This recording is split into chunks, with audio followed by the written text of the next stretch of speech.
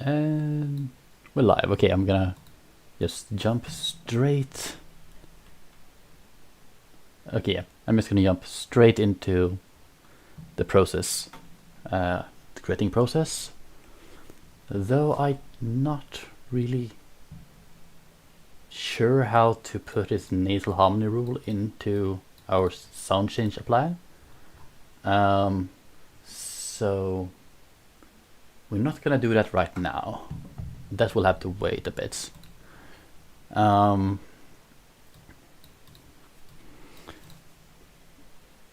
But yeah, so we will probably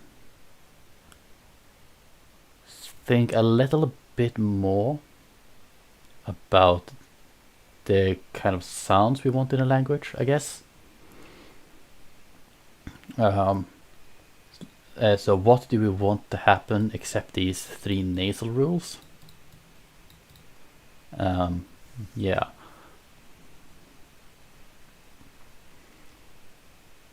So currently, if we put in we can try all these words we have as examples, just to see what they would end up as,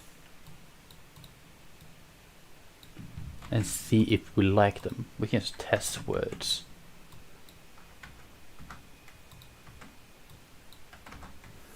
And yeah, that is how we will start.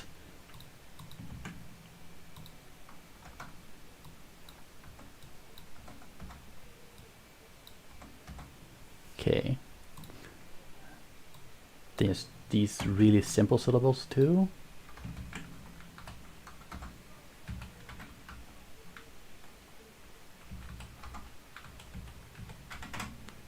Let's see, pakesi.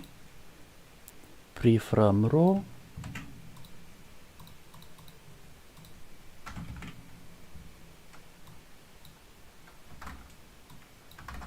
And ataite. Ataite. Oh yeah, and there's one thing we are gonna have to talk about and try to do today, and that would be stress. Stress is important because, you know, that tells a lot about how it can end up as.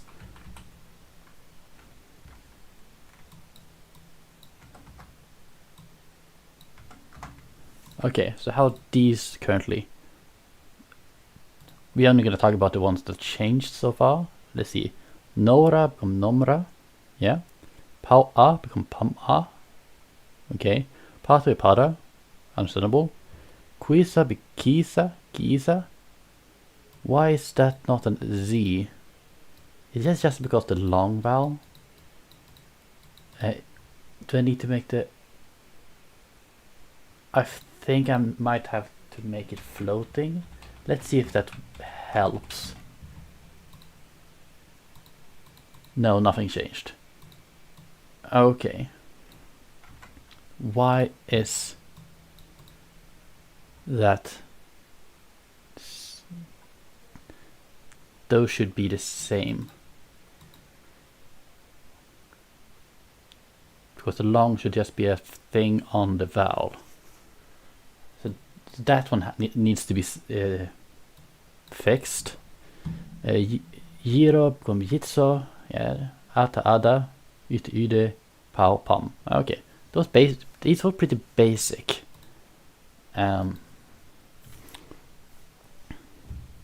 So nothing really happened to most of these. But yeah, that one. So let's just check the documentation if you can get any hints about why that didn't work.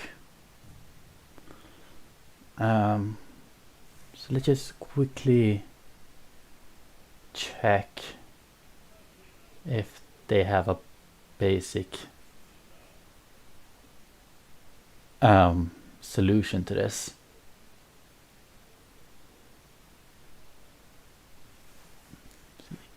It's not the compound rules, as a romanization. It's part of the feature thing, probably. It's not an absent value. Well, it is a univalent feature. Either is or not. It is long or is it short? So it can be long or not long.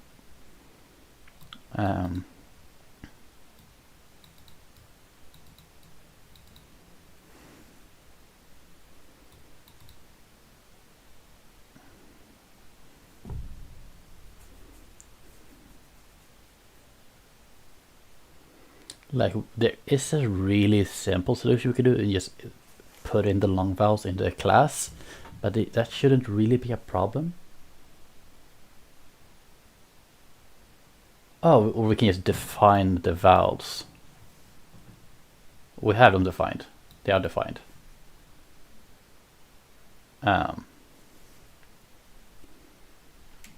What happened if we just put minus long on them?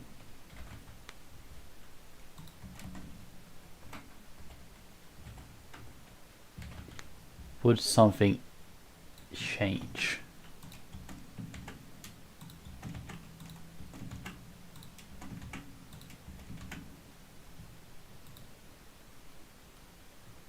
No, nothing changed.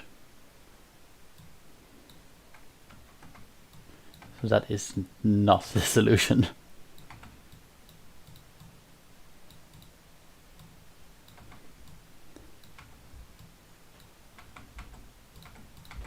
Okay. We can just do a copy of, oops, comma, copy, and then just put in a bunch of these things that means long.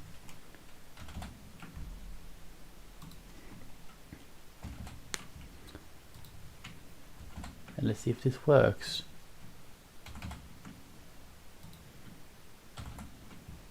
Because now it should work.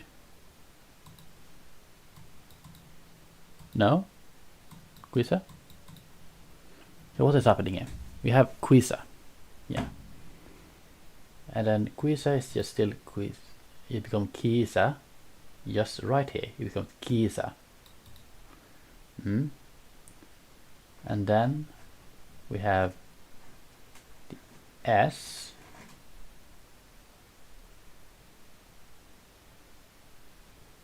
Yeah. Oh, the only voicing stops. Wait. Oh, oh.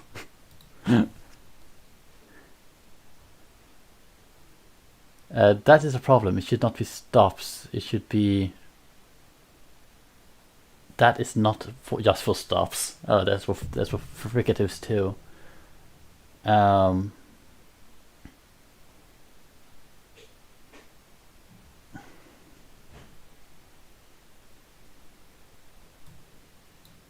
So what happens if I instead here put a bracket consonant? Because those are defined as consonants. Giza, yeah. Perfect, we solved it. And what happens if I remove these? Is it still solved? No. So they still need to be there. Okay. So that is solved. Debugged. Woo! Perfect. Let's see. And what is other good examples of what can happen in this language? Throw, and then start with something medial, like fromse. Yeah, fromse. Fromse. Yeah, fromse. Nothing happens to fromse. Fromse.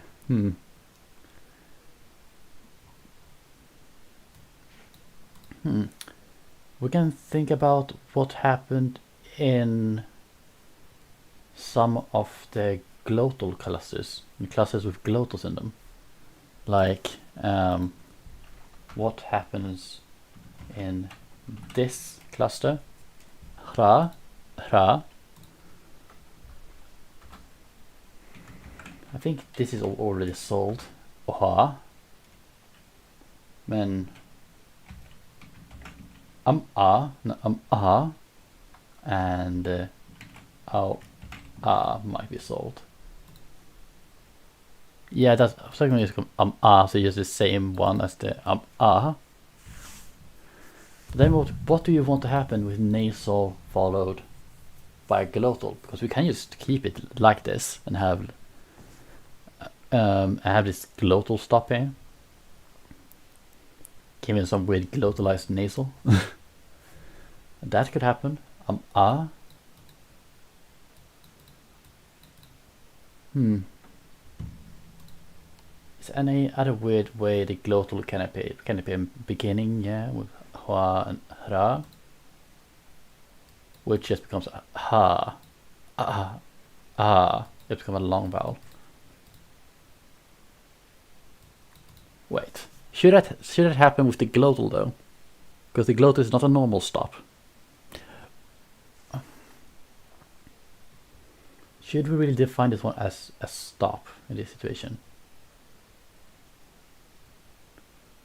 I'm not sure that should be part of the rule, so so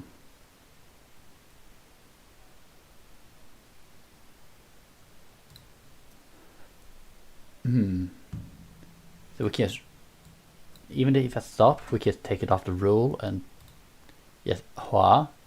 So now we need to remove the W in some way. That W needs to be eliminated. So what could feasibly happen with a glottal stop followed by the labiovelar approximant? Hua, hua, hua, ha. Hua, ha, ha, ha. I mean, we could just do something weird where think of it like something like vowel. Okay. We could aim for it to become something like, just make a aspiration thing happen after the vowel.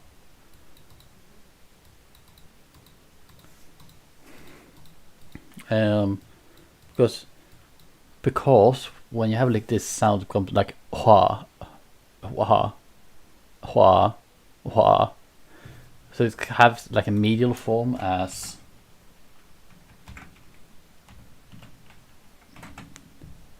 like an aspirate and like a glottal followed by an H, then vowel. But we could perhaps do it like so the vowel gets metastasis after it in this cluster only, which could lead us to having this kind of rule. I kind of like it. But this needs to happen pretty early. I'm gonna put it in before, like here somewhere. Just give it a nice name like glottal W.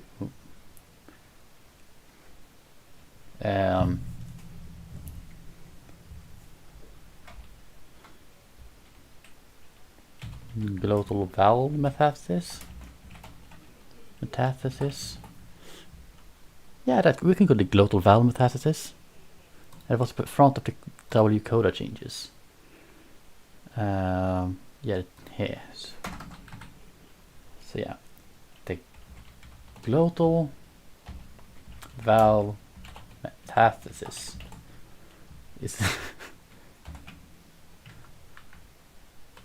a somewhat epic name for a very unepic vowel change, sound change. So we want this cluster, and I will just write this glossal stop at vowel to become glossal stop at vowel W. And then we're gonna see if that, no, okay, yeah, I remember now, we need to have a positioning rule. There is a rule how to make positionings in this. Because what's called? Yeah, gemination metastasis. Yeah, stop once. Yeah, we need placement rules like this. Yeah. Yeah, exactly. Okay, so we need to make this. Can move those. This. Let's add $1 and a $2.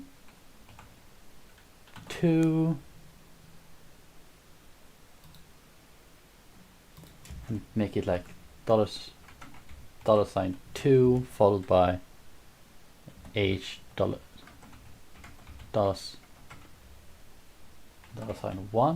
Should this work? No, because oh yeah, because W's.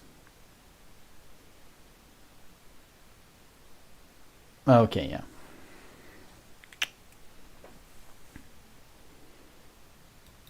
Okay, this is gonna be more complicated. Because if we just do this, it's not gonna work, because maybe if I made it just a unit like this, it could work. Yeah, but just we leave the and we want ah. So that is not it.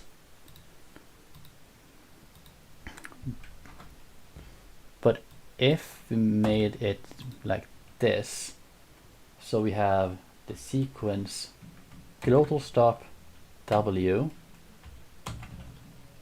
become the sequence glottal stop H. This is rule always followed by a then command.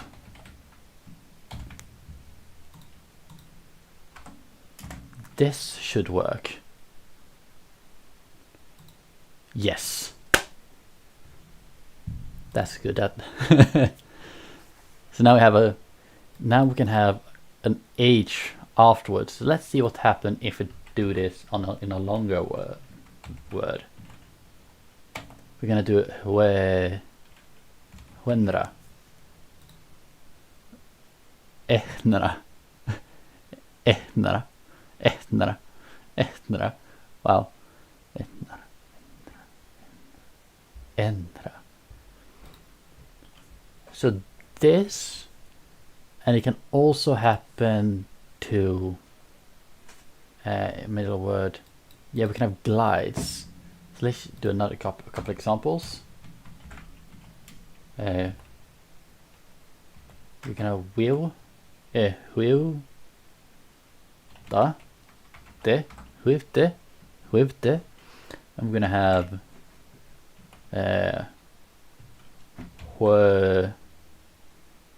Hui. Yes, Hui. Hui. Okay. Like ichte and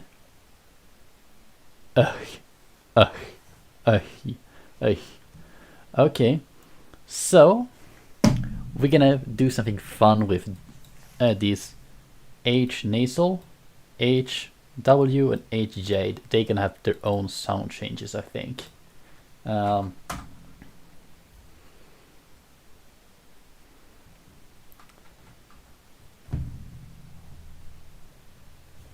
But now the question is, important. Is an unvoiced W, is that an approximant? That, because that would pretty much change a lot. So we just can find a sound. It's technically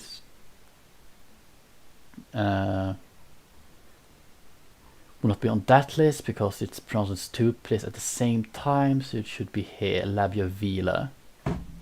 Yes, an approximant. That's sad. That means we can't really use it.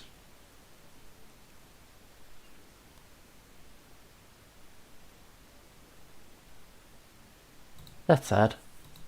Too bad.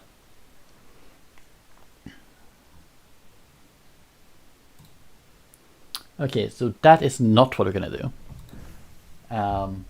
So after the HW, if I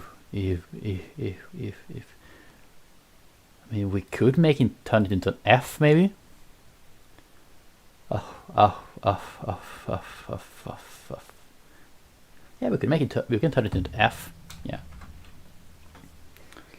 We're just gonna call these the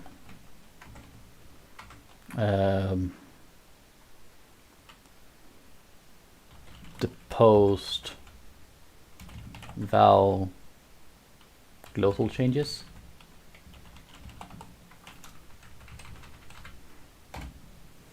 Even though it's only gonna affect the H.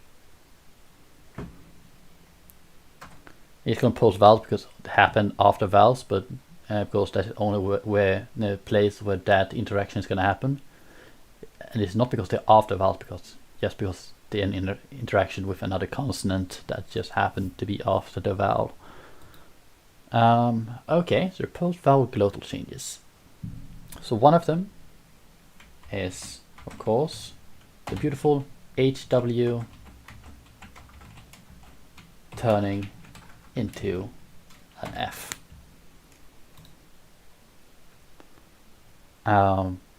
And I believe we could make the HJ into a voiceless G. I believe. Why did I bring down the IPA shot? Let's take the IP shot back up. Hey, DJ.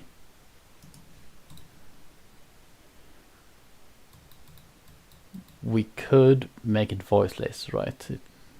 It is attested, I believe.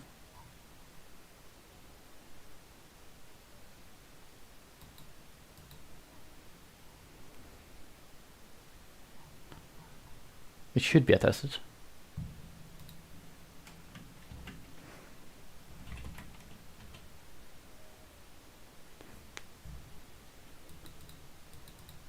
Oh, Yalapamasatek have voiceless, plain voice, and glottalized.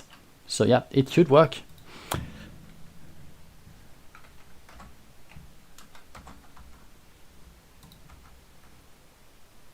And also in Washoe. Washoe also have it. So yeah, that should absolutely work. We can have a voiceless J. So I'm just gonna do the same thing here with H J becoming and then I believe the command was that. Yeah, look at that. A voiceless J. We can also do it like no, just one. Okay, just one. H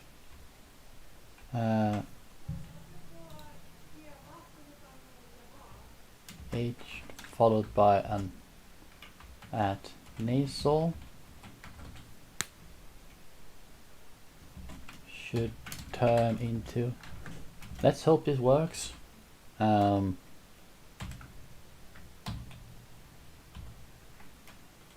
an N. Let's hope this works. No, because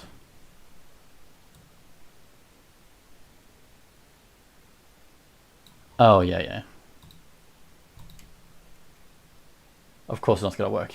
We have to create a rule slightly different. H followed by nasal should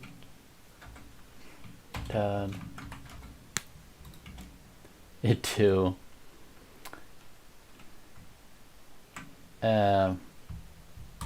empty followed by M voiceless and N voiceless.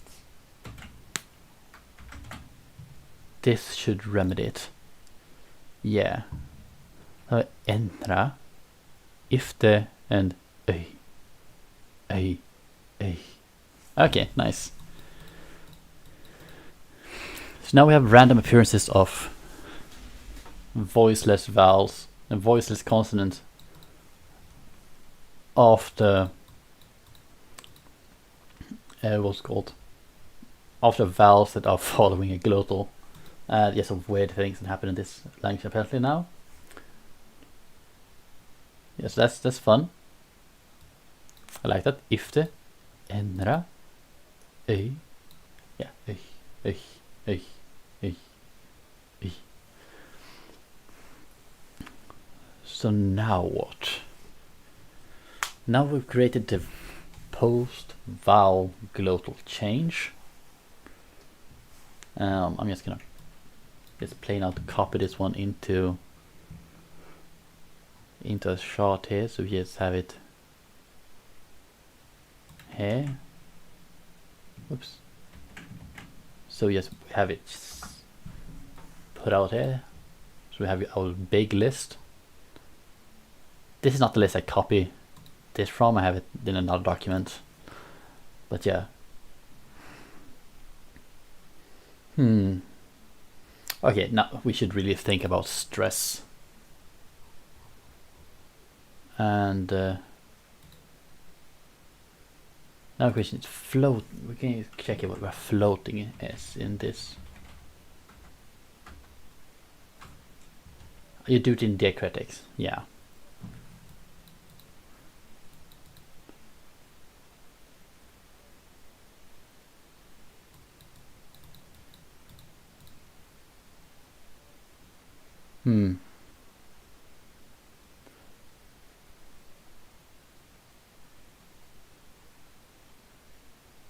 Okay, yeah, that's good, that's good. So we want this diacritic to be floating.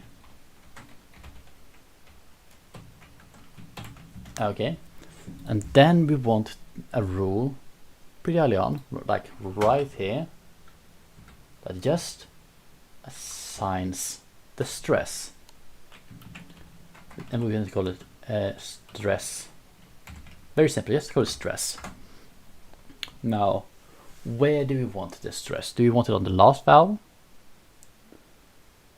Or do we want it on the first vowel? On the second to last vowel? The heaviest vowel? Like again, we have like from psi. Do we want it to be from psi, eller from psi? And actually went to from psi, I don't know. Do we want it to be ifte or ifte? Enra, eller enra? Enra. Öj. Okay. Or a. A or a. Do we want to do the first one or the last one?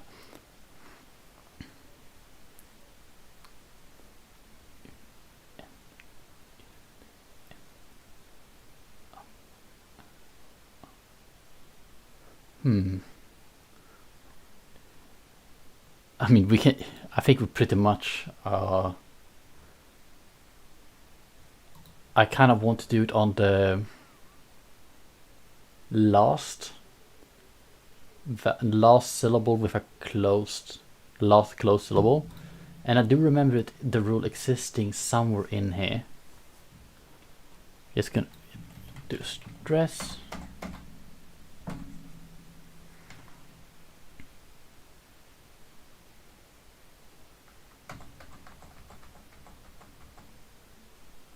because I remember they had a yeah.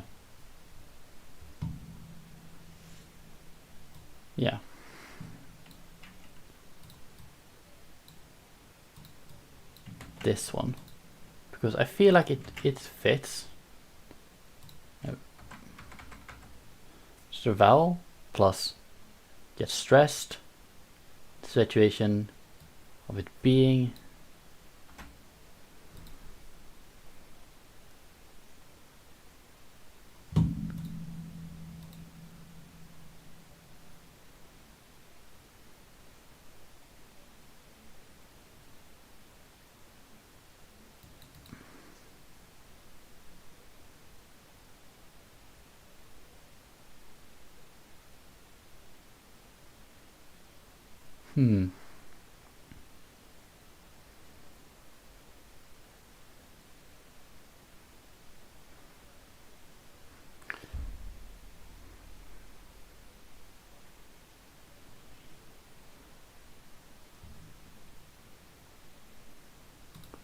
Now, if you have this rule,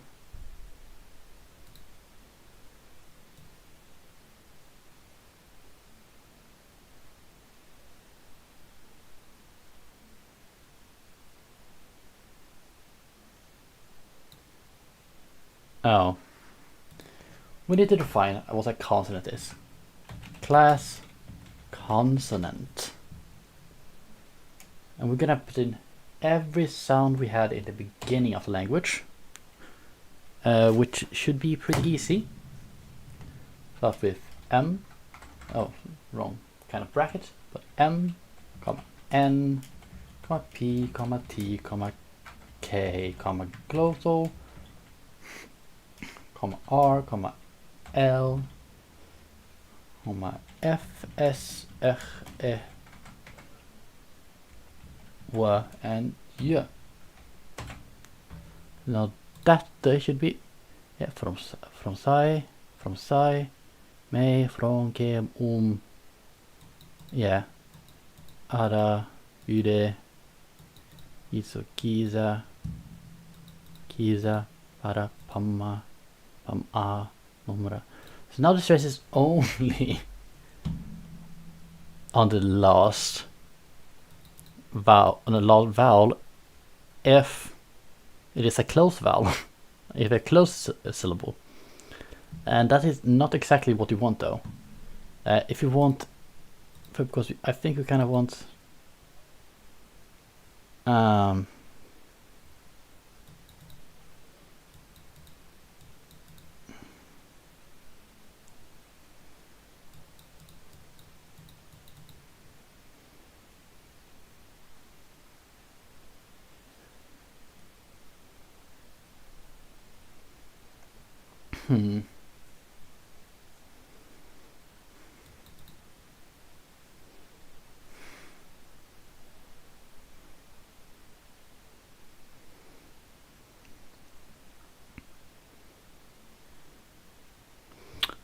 so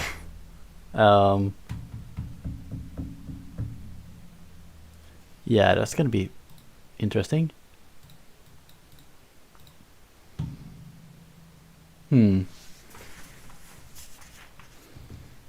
Because I do not feel like Ada. It should be Ada or Ada. I think it would be Ada. Ide, Itso, Kiza, Pada, Pam-a, Numra. I feel like that in the situation that the last syllable is an open syllable, then it should be second to last.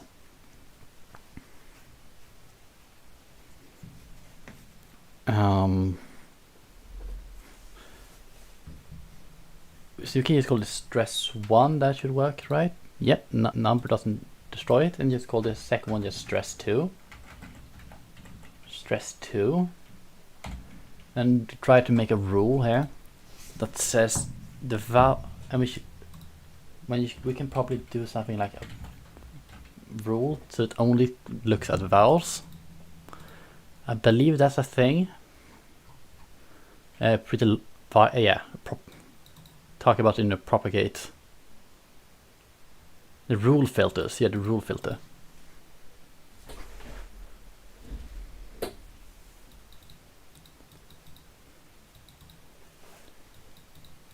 Okay, what's it?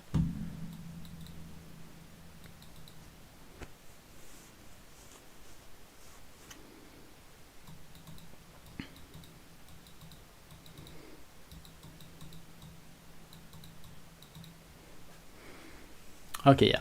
So, how we want to put this is probably something like, because this is unnecessary to write, we can't do it like this, because the rule understands that this is we're talking about a vowel, because we have a vowel in the title. So only about a vowel, okay? And this one only cares about vowels, I believe.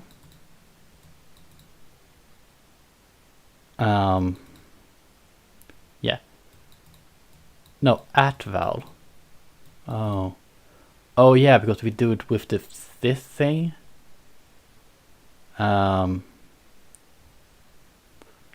This.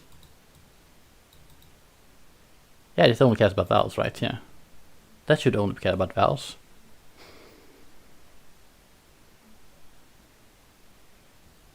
Yeah. Okay. So, and this should become plus stress. And then we're going to put in a situation.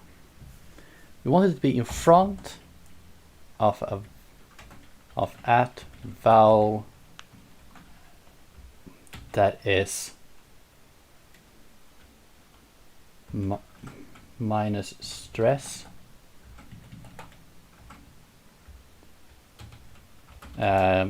If the last vowel is that. So now let's see if it works.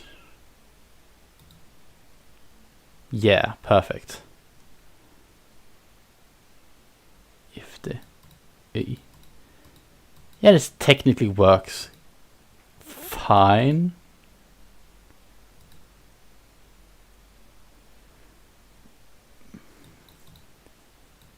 Ute. Wifte. Let's see what happened here. Wifte. Why is this one there and not there? So the vowel becomes stress. Oh. Because we haven't defined them as consonants. We haven't defined them as consonants. A lot of these. So because vowel is a base form, so if these are not defined as consonants, they're gonna think that like the J, the Y here, is a vowel, and the M and the N is a vowel. That's always weird. Even if we got the right result here,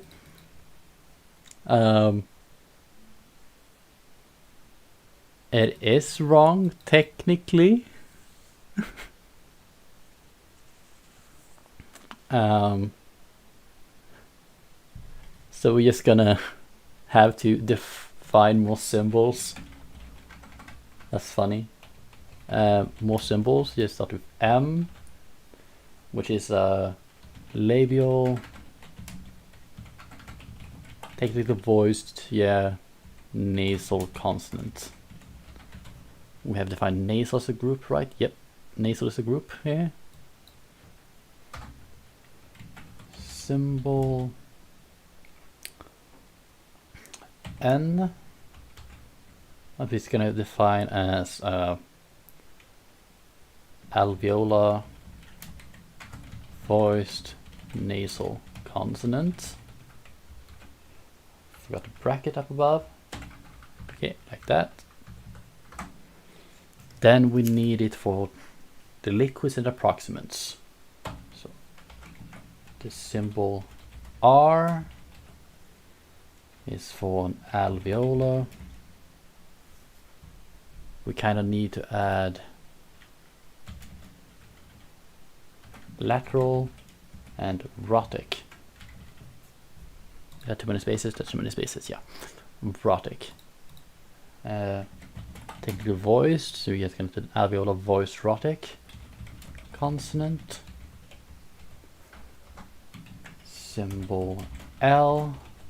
An alveolar voiced lateral. Consonant. Symbol W were as a, let's just for simplistic we can call it a labial voiced approximate.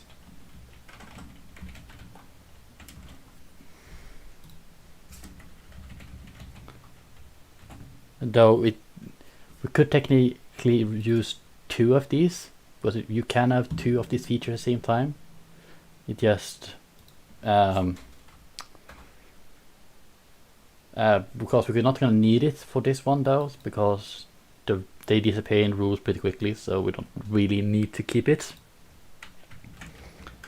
And then let's do symbol J. Do we have palatals as a place? We don't have palatal as a place, so we're going to add palatal. So this is our palatal voiced approximant.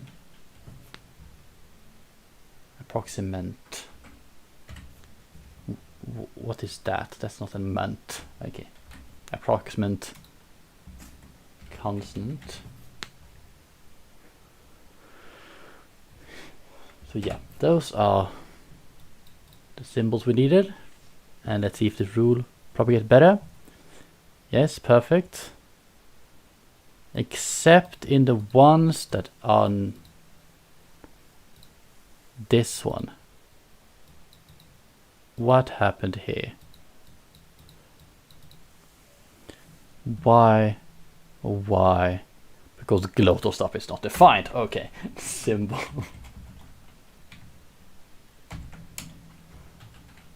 Take glottal stop consonant.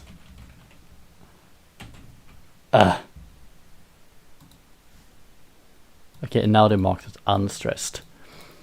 So now we're gonna put a rule here that they become vowels become stressed plus stress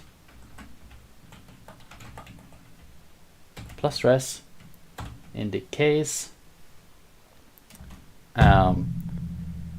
that is we're gonna put it like this.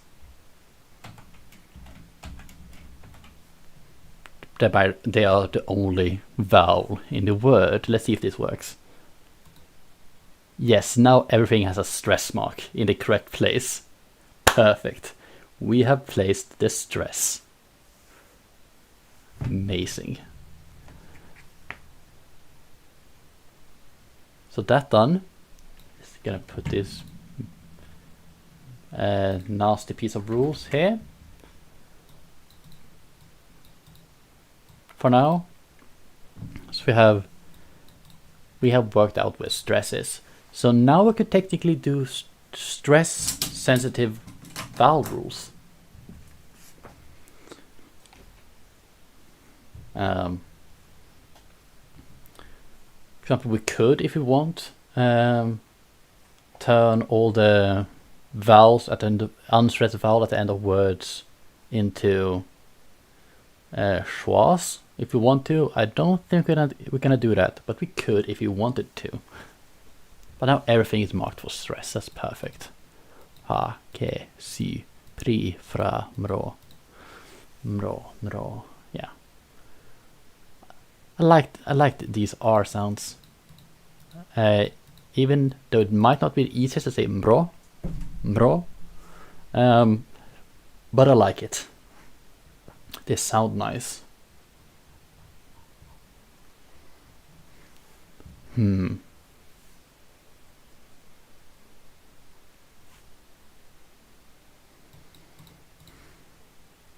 We might do something, just have like an allophonic thing that can happen before E and U.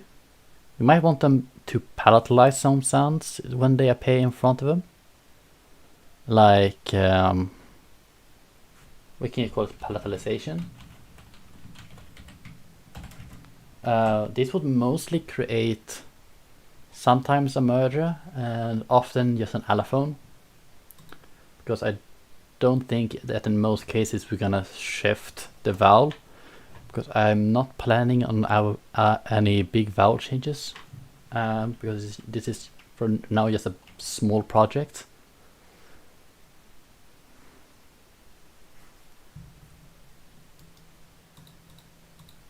But yeah, so palatalization. I realized that I might not have changed the title of the stream. Let's see if that is I can remedy that in my OBS. Or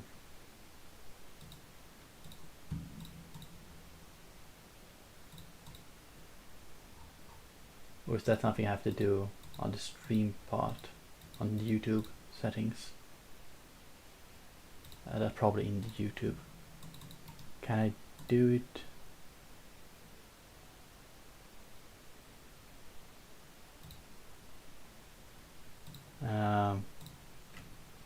Can I do it?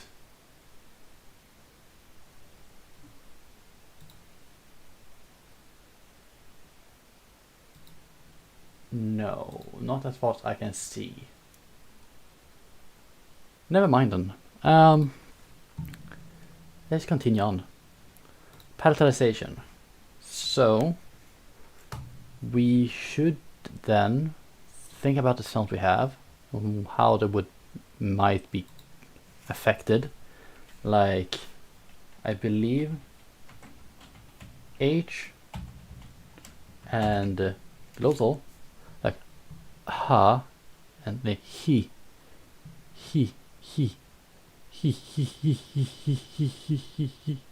No, maybe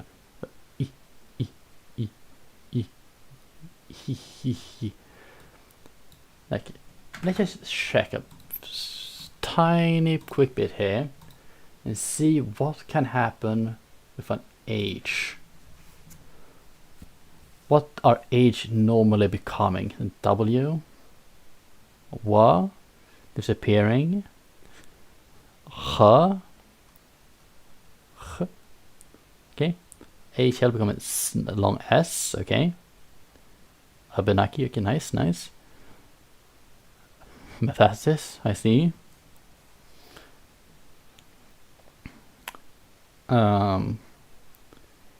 He becoming this, just a thing he. That's those 2 seconds becoming just a long a. I see. He become a. H is disappearing. Simplifying S. H followed by P or B become T before L. Become a Q. Wow, that's interesting. Become a Q. Disappearing. A lot of disappearing. Some glottal stuff.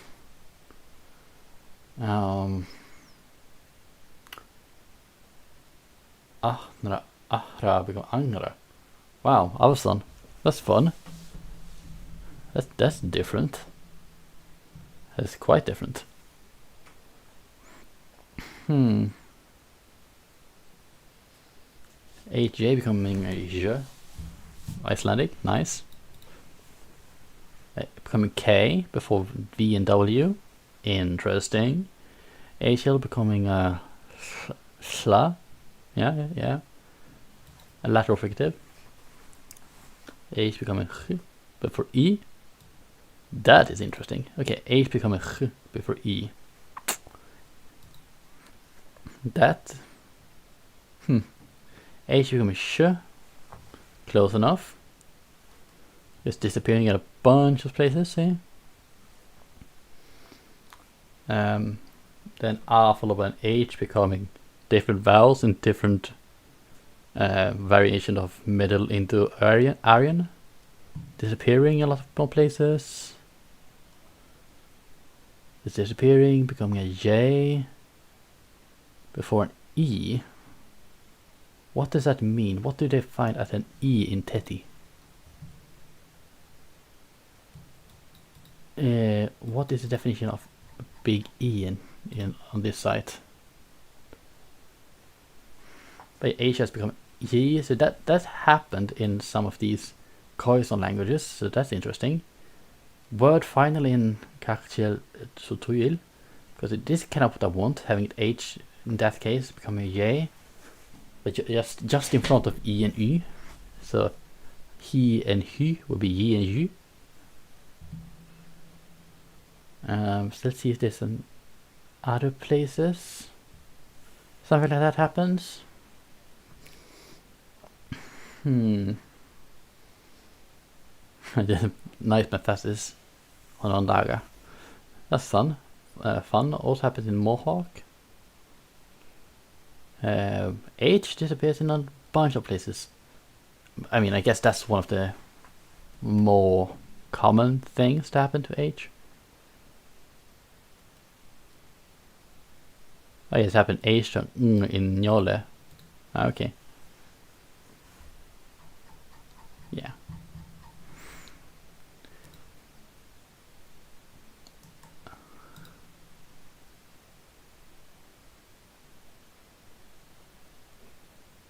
And what is E in this case? Eu, eo, you, yo. Heb, yeah, yo, yeah.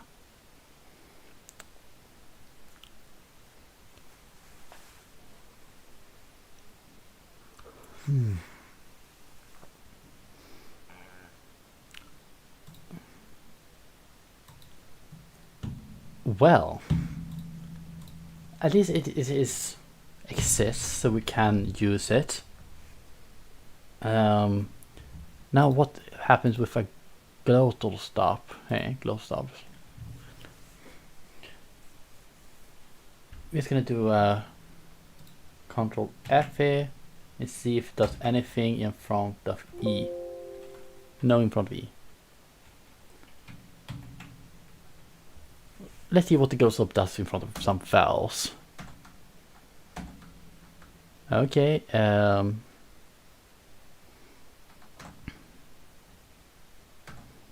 disappear, unrelevant, and disappear, relevant, disappear, relevant.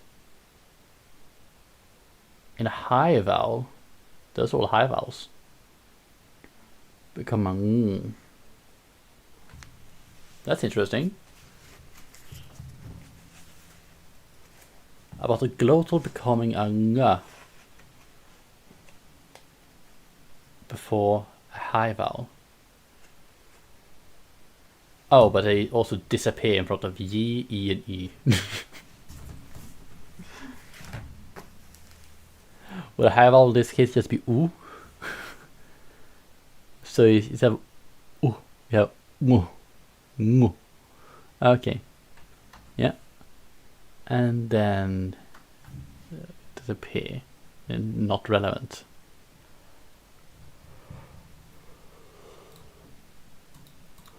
Okay. Yeah, so that's pretty reasonable, I guess. Yeah, we can have the glottal disappear in this situation. That seems fine. N can have a change. Seems fine to me. S should also get something. Yeah, that should probably be it.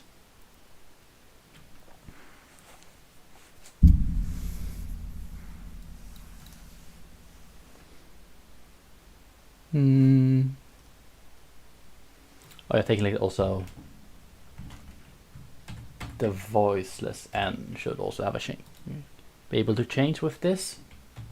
Okay, so all of these beautiful sounds we're gonna turn into other beautiful sounds, except the glottal stops. It's gonna disappear. Gonna move home.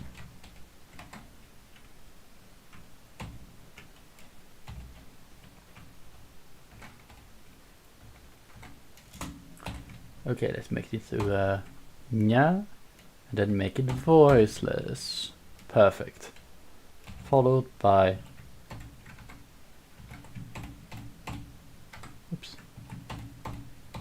like that, and that becomes a sh. I feel like I almost always do this in a language, where I make the S become a sh in front of E and Y. Let's just make this now. So in front of E slash E, not slash, comma, but yeah. So do you have an example where this would happen? It could happen here in C. Oh yeah, it could technically happen E, Z. It could happen for Z as well. Yeah, I should account for it happening for Z. Which would make me have to put in the j sound there. Whoops. There. So we're just gonna make some examples here for them, all of them. Just remove all of these and create new ones. We're gonna call them he, I, ni, nu, si, and z. Here, you should all have changes for you. Yeah. Yi, I, yes, I.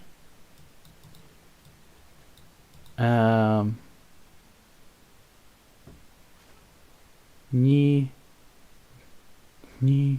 shi, and yi. Okay, now why are you not happy with the? Why is this one wrong? Ni. The stress should just be after. This stress should be after the Y. So why is that not happening? Because this is one of these. And then it's first, like somewhere around. It's over here where that N this switches. I'm just gonna see what happens. And it's happy with the other one.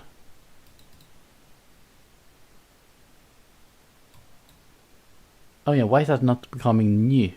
That should be new, not new, not new. That should actually be palatalized. Do I have to define them? Ouch! I have to define them.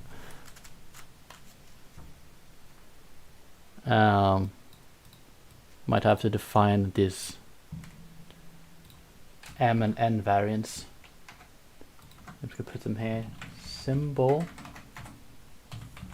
Hope this helps.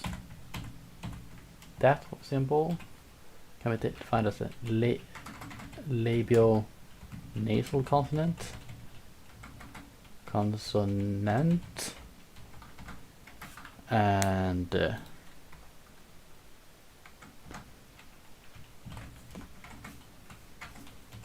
symbol. This one should just be an alveolar nasal consonant. Okay, does it work now? Yes, now it works. Perfect. They just need to be defined. That's fine. That's gonna put over here. Palatalization.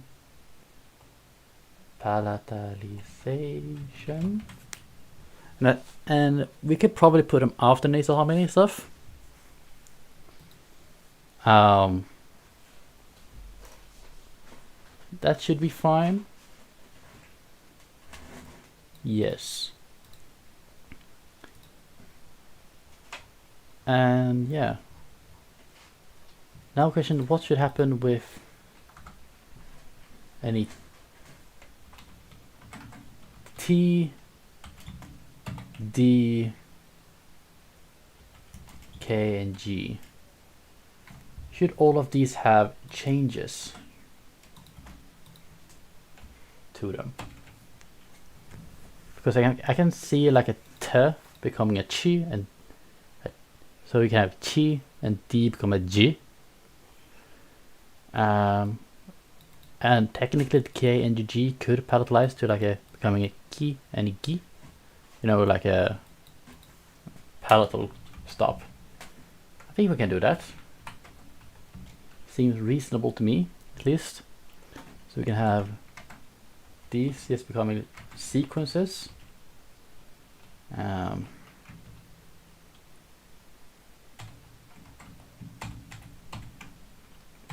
Just gonna make them into sequences real quick.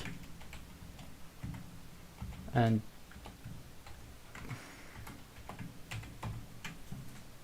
so from those sequences and the same environment, but for E and E. Now have all of those examples again. Okay, T, D, Ki, Gi. Oh wait, we don't have those, so we're just gonna put a T there and a K there, but have a vowel in front of it. Atyunaki. Yeah, so Chi, a G, Gi, a Gi. Yeah. So those are just gonna be allophones. And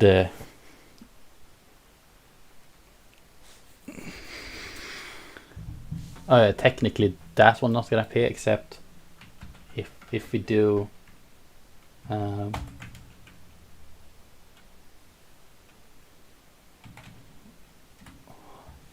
like that, we're gonna get it Anyi, Anyi. Yeah, something like that. Anyi.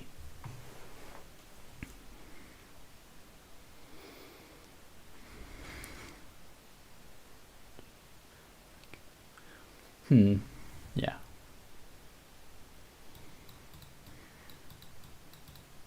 Aji. Aji. Aji. Yeah. Okay. I think we worked well with sound changer for today, so I'm just gonna go hop over to starting on the grammar stuff. So think of first what we need. We probably just need, you know, the basics of some stuff like the verbs, nouns, and just make them so don't destroy anything we want to do with other stuff. So of course, insubordination is something I will have to read about, so we will talk about this more on day 3 or 4. So today or the day after, we're gonna talk about this. But asymmetrical negation, we can talk about, but that's probably just gonna happen more and more as we can work on that as we create parts of the grammar. Yes, so that could work. And mark indefinite noun phrases, but not the definite ones. Yeah. So this one we have probably just set out already what they're gonna do. But we just put up a source here. Okay, we might want to have the indefinite article to derive from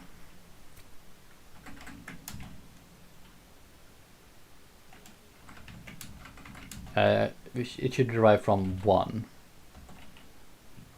and the plural article probably from like some / few.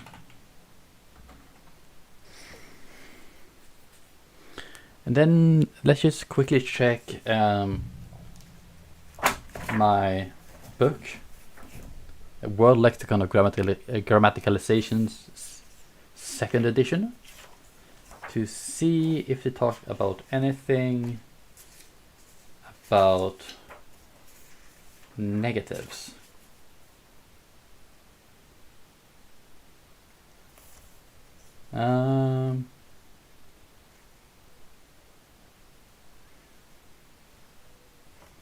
Or negation, that is. Doesn't seem to be its own thing in this book. No negation exists. No longer from comparative plus negation. Okay, so this can just simply be something like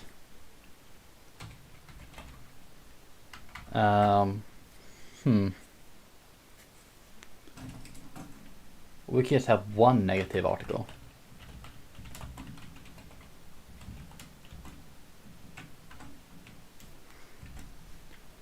Which could be from, I guess, it is an old word for no.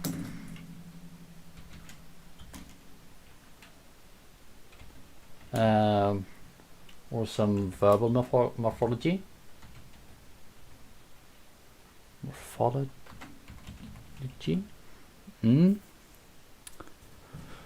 So something of these two, probably. But we will see as we go.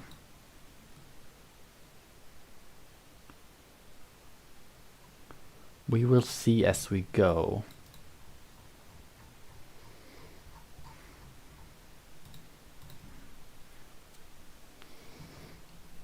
And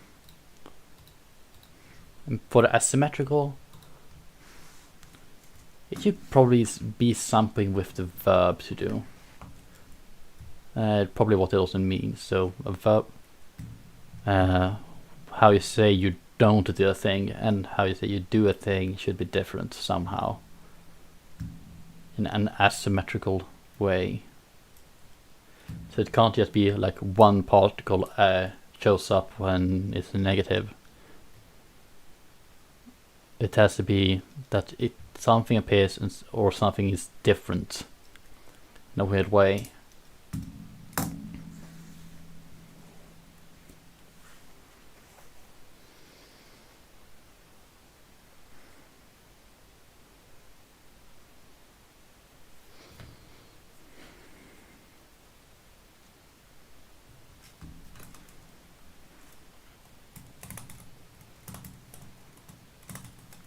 And the important part here, this negative article is not the same as the negation of a sentence. It just says there's none of these. Like how you would say like,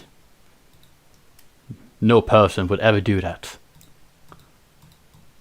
Like, because no person is technically, you know, I guess it's a form of indefinite.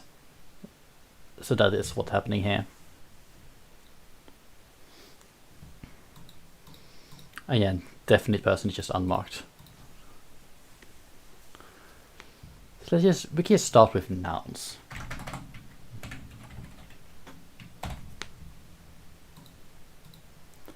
So what do we want to do with our nouns?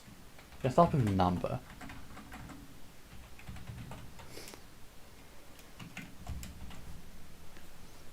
I guess we will just have a default singular. That seems pretty reasonable. Yes, you do mark this number here as a heading 3, just in case. A singular should be pretty obvious to have, and plural could also be had. But now the question is, do we want more than that?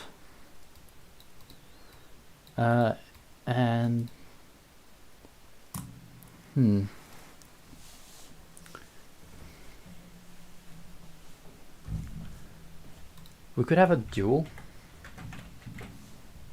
and also for fun's sake have a dual a dual indefinite article.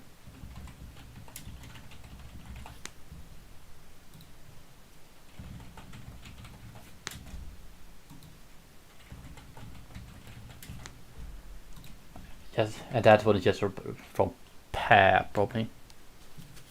We can check the World Lexicon of Grammaticalization, the vlog, and see what it say about duals. And the dual from 2. Reasonable, I guess. So yeah, see, that's just being from the number 2 seems reasonable. From number 2, 1, 2, some, and no. Seems like pretty basic things to create these from. Yeah, so singular, plural, and dual. And I think that is enough for numbers.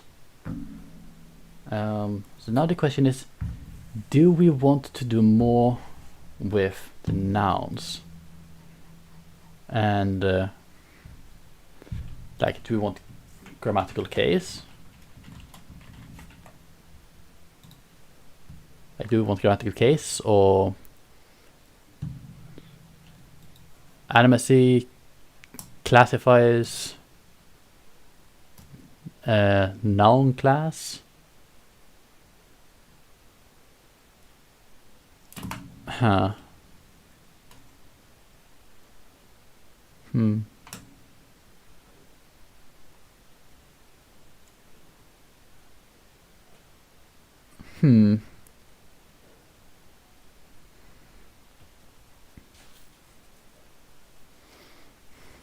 Because we're already doing a definiteness thing because of the prompt. But yeah, I don't think we should do number. We might do case. That is still up in the table. So we'll just put in here case question mark and not mark it as a heading 2.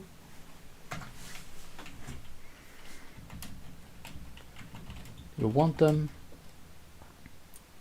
and if, how many. Now we can just go to chapters here. Let's look at the one about case. Because some reason case syncretism is way before cases. Should be verb. No, cases here somewhere. Classifies specific case, number of cases here. So out of 264 and 61, 100 doesn't have cases. Pretty reasonable. Mostly in Africa and Southeast Asia, and some in Europe. Okay, 2 cases, 23. Quite a lot of them. Those seem to be spread around. 3 cases. Very much spread around, 9 cases spread around. Then popped up 5 cases.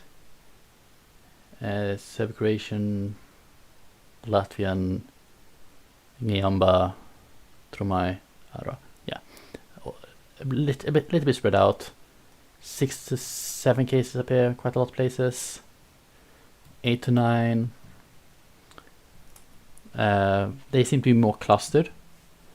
Here, like around the borders of Bengali, the Bengal, North Australia, and some here in Ecuador, I think.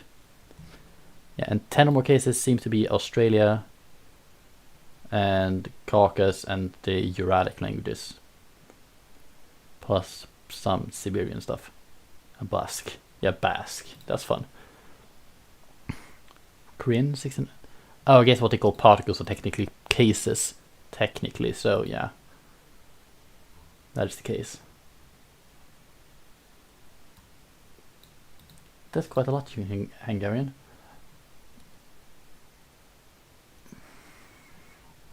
But yeah. So that is the question. Do we want to have cases?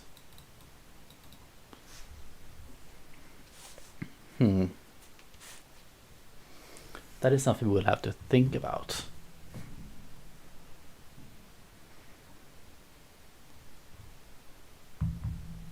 Because either we have cases, a very strict sentence, no, word orders in sentences, or we have marking on the verb. And I think we should mark the verbs, but that doesn't exclude cases, because I believe in most times they also happen to be on the verb as well. Let me check, where do we have the chapter about that?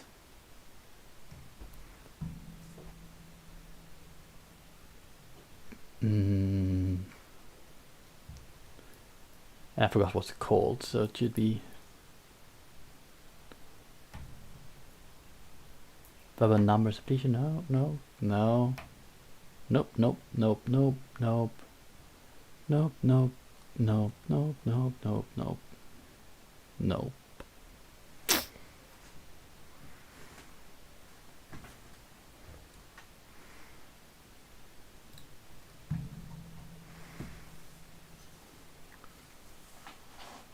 Verbal person marking, 102. Yeah, okay, so we're gonna combine this one with 102, verbal person marking. Submit. Okay. So you see here?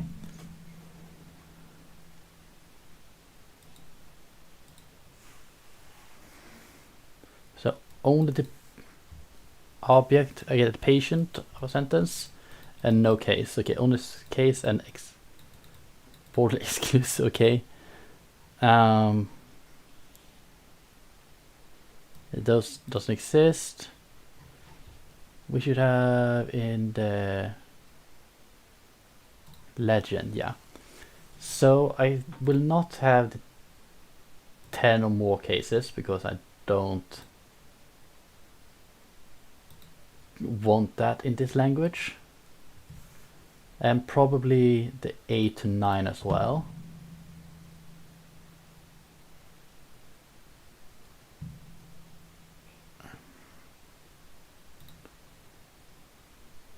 Okay, like this.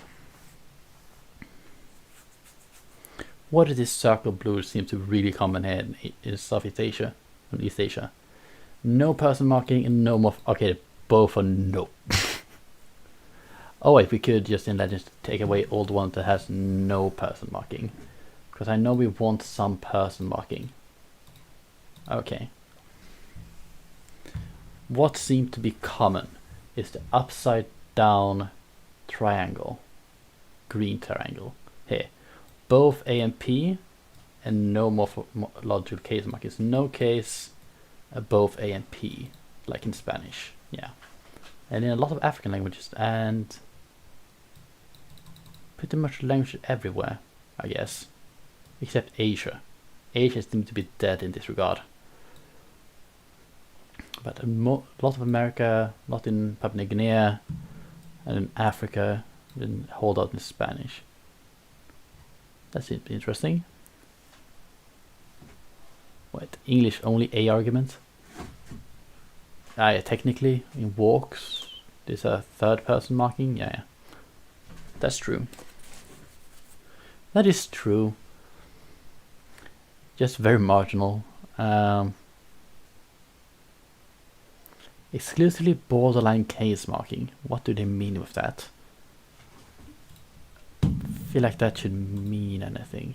But that's technically in chapter 49a.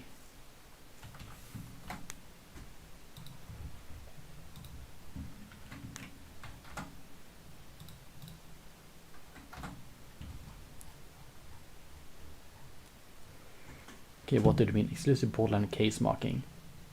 Here.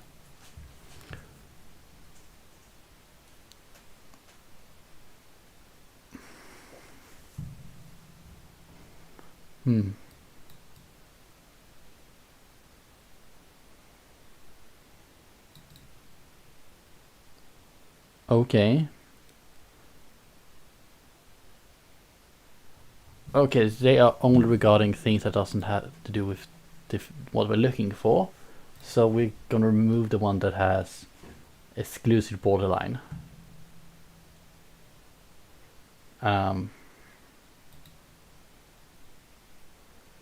Because if you're gonna do case, we're not gonna do borderline case.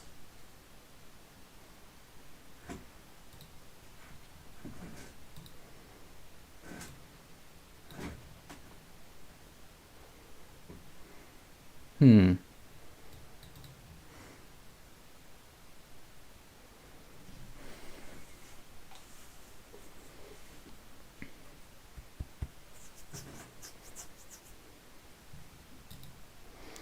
mean, we could do something like just marking the object of a sentence, doing this in the accusative nominative way. Just because of that, I forget. Is it the agent or the nominative with accusative nominative?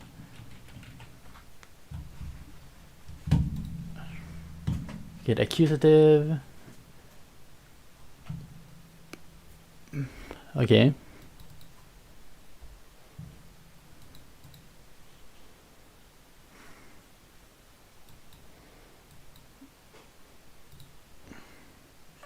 Okay, accusative is the object, yeah. Good.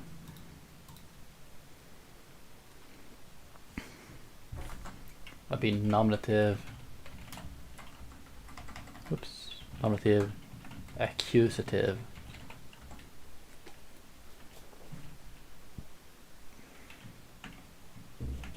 And locative, maybe. Yeah, we might just do with these three. Like, how common is... Let's see the relation we have here. We want to have some sort of... let's start with the only one of the three cases. Here from everything that's not three cases.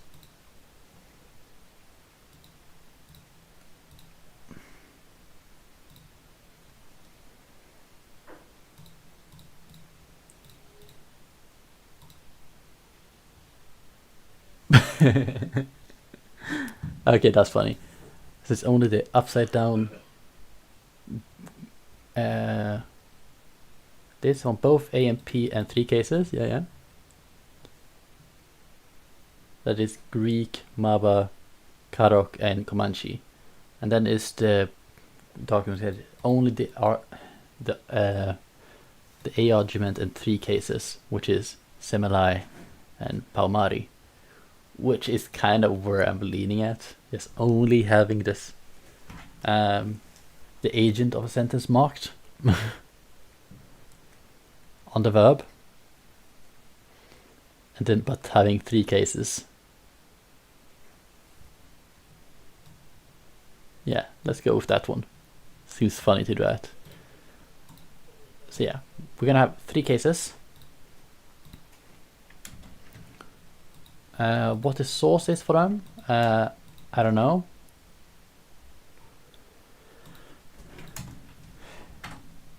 So we're gonna make something up here.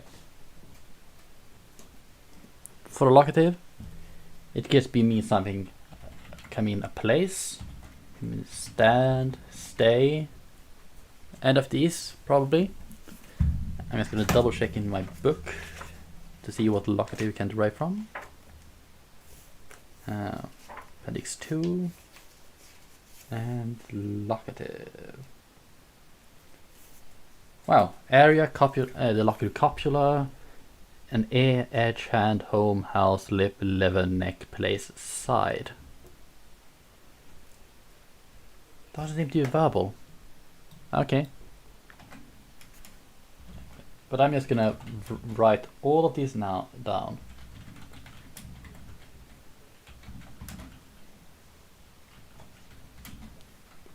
Ear is interesting.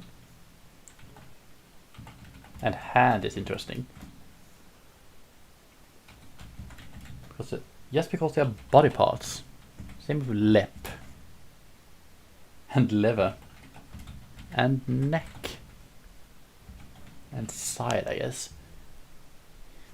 Let's see what the book says about the accusative. Because the nominative is usually unmarked and accusative is have no soul say. So I think we're gonna say that the nominative and accusative is old enough that we can't really rebuild them. And I believe that the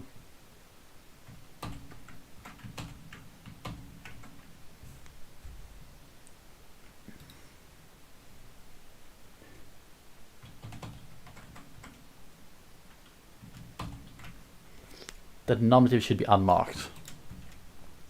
But accusative should we do something with? I'm just not sure what. So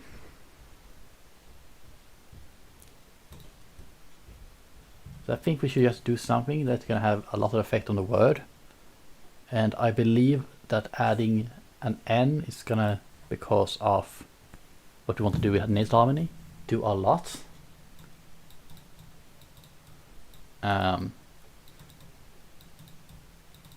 Which would mean that I would want this one to just, it's gonna do this.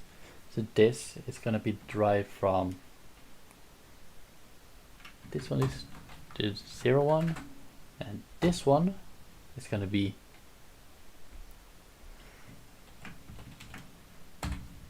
just an N, and sometimes the E if it ends in a consonant.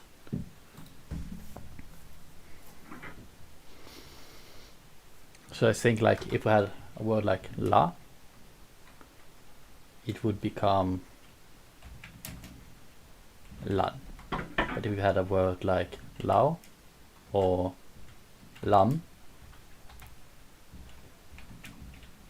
this would become laun,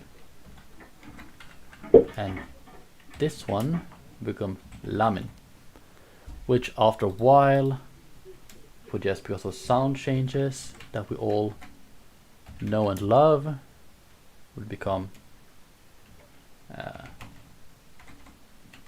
la, and this one would become, wow, this one would become L, would become weird.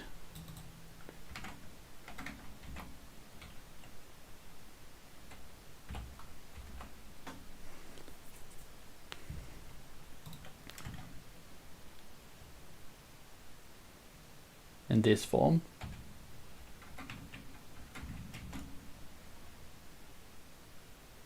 And this one would have the exact same result as the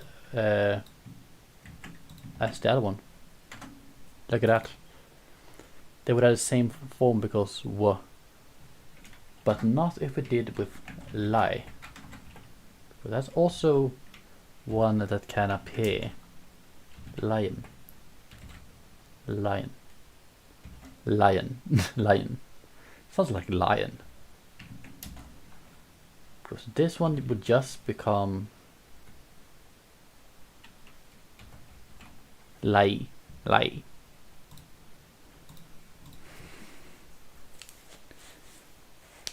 Except nasality would spread. Yeah, it would spread, so it's become lie.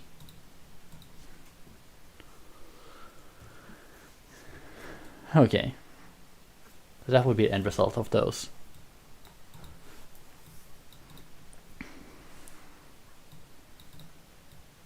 Interesting. Just rampant installation. You can take a word like ja. Ja, ja. In ja via n.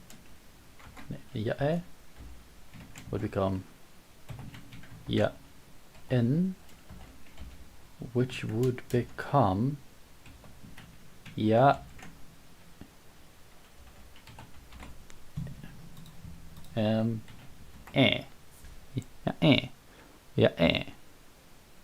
because the glossar would block it.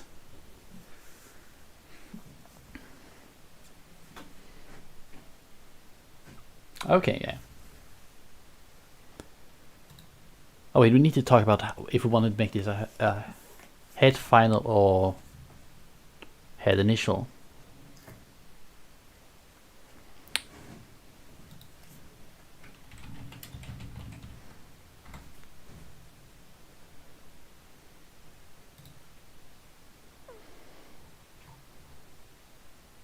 Okay.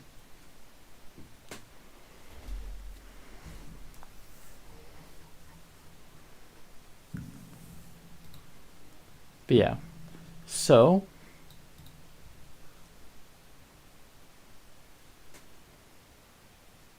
yeah, so he discovered that he had been changed into a monstrous verminous bug.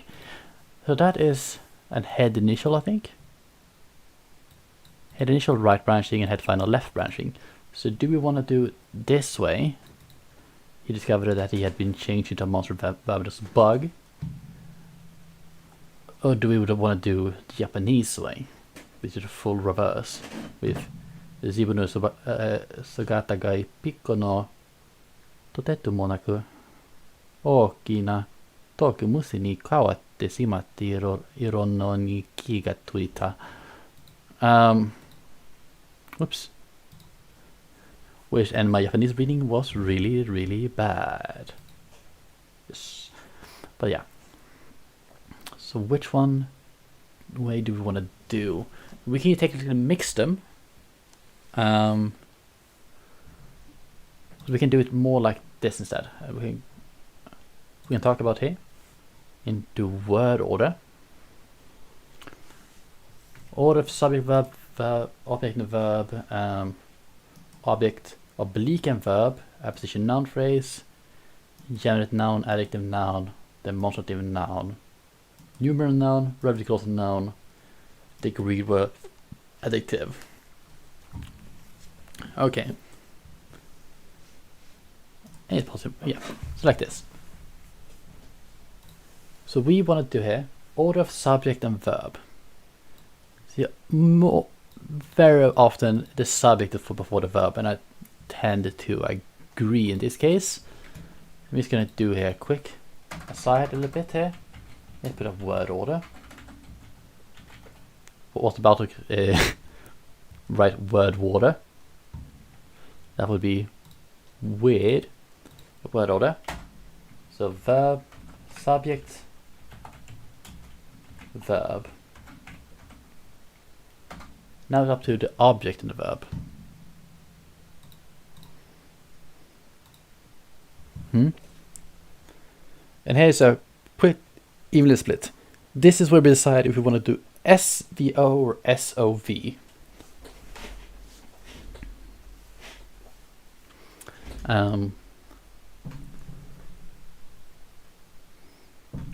Or no dominant order. And I believe that with our 3 cases we're gonna have, I don't think we need to have a dominant order really. The verb we could probably do it like the object can appear in front or behind depending on the situation. So VO/OV depending on the sentence. That is an option, for what we would do with our negatives, maybe. Object, oblique, and the verb.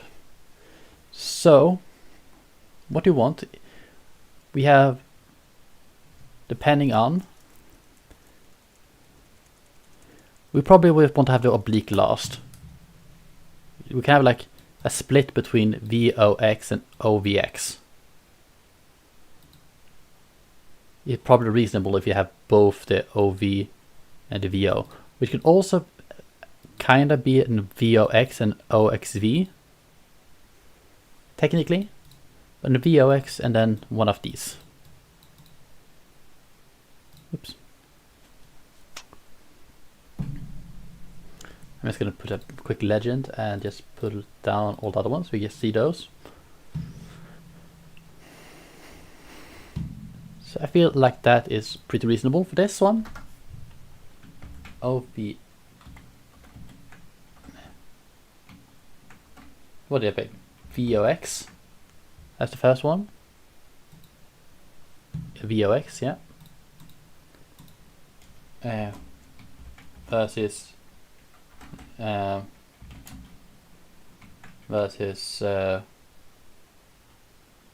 OXV slash OVX. So these are the auxiliaries. Wait. The obliques. Let's just put a form of what they mean here. Yeah, I might open the door with a key. So you can have it like either... that's...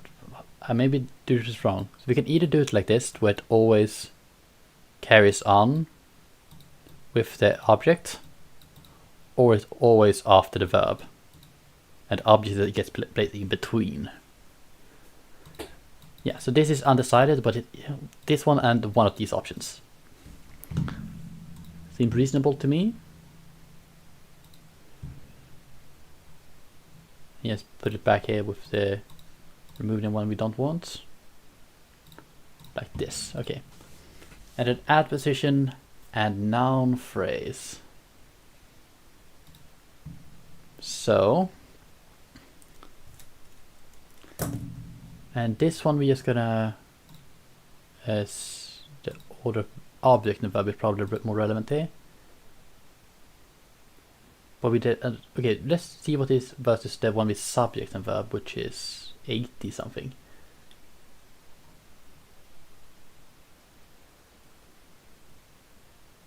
Order of oblique.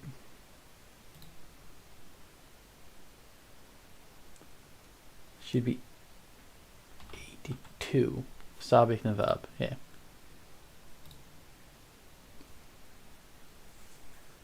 Okay, now we get a bunch of more colors here. And then we should do legend, just pick the one we want. We have subject before. So it's going to take away all the other ones here. Okay, like this. I think we're going to remove the no adpositions. Okay, so now we're looking at this. The ones that are left, the most common is have post positions. So I am 2.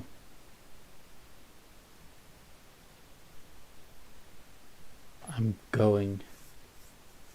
Okay, so most of it is that you put it after the thing. So I'm going place 2. I'm going place 2. I'm going bridge under. Okay, that's the most common one for this subject verb position.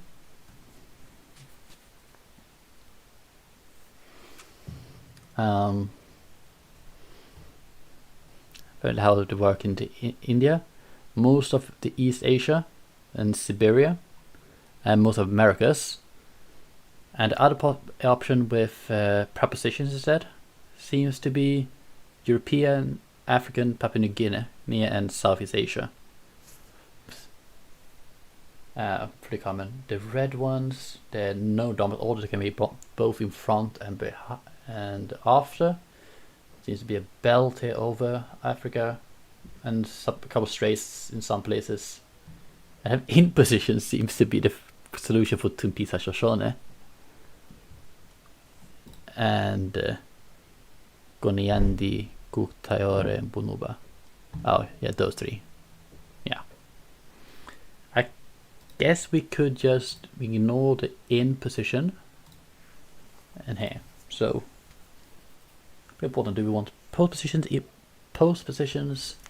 prepositions, or both?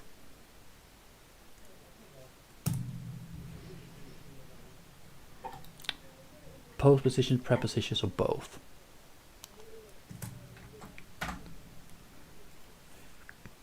Let's hold off about that one for a little bit and go to genitive and a noun.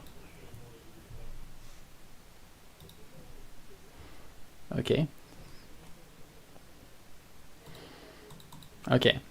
So this one is very much similar to the other one. Seems very similar to this map, really.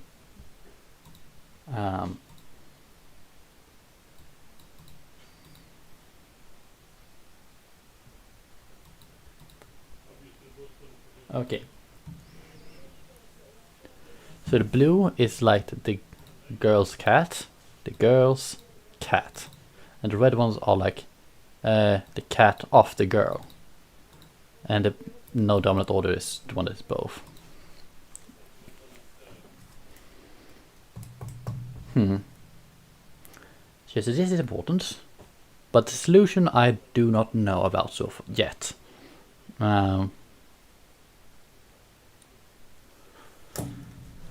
So this one, the answer to this one is going to be the same as the answer to this one. So if we pick genitive noun, we're going to go with post positions.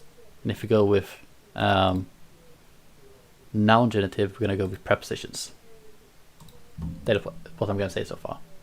So he's going to make another space there. Unchosen. Then adjectives and nouns. This one also seems to be in the same pattern, so a very similar pattern.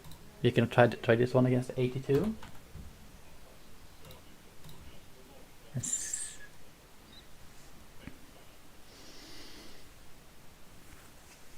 There's some variations. Yes, just take legend to remove the ones we don't have. Which is in no dominant and VS. Oh no, look at the one with the VS.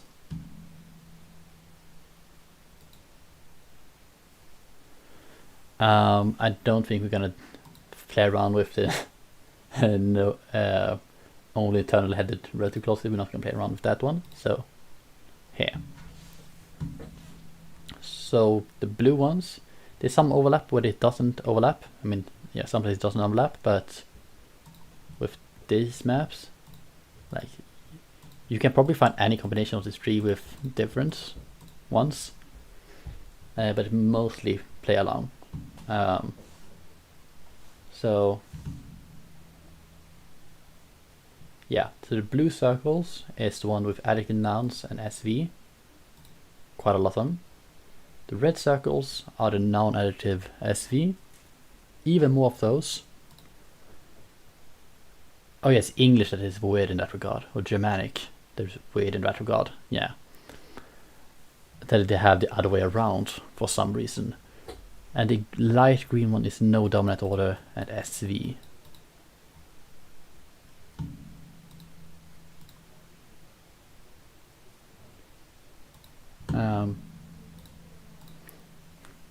So yeah, they're also up for grabs.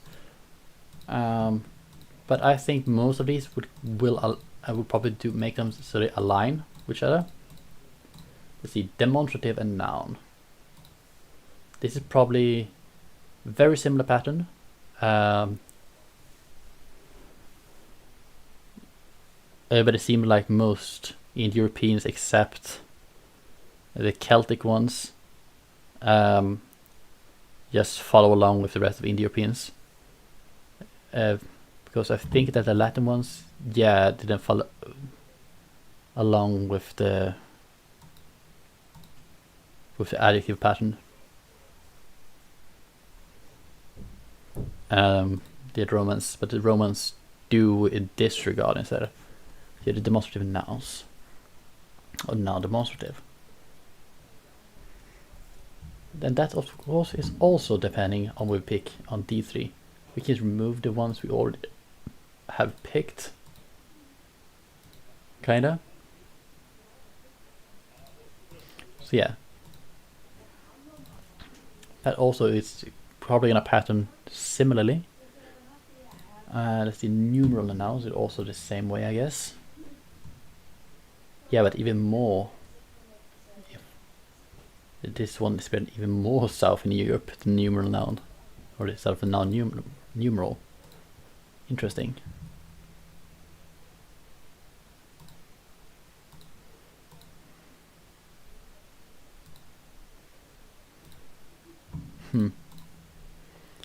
Yeah, and then the relative clause order. I'm gonna compare this one with. I should be probably with the object verb one, so 83.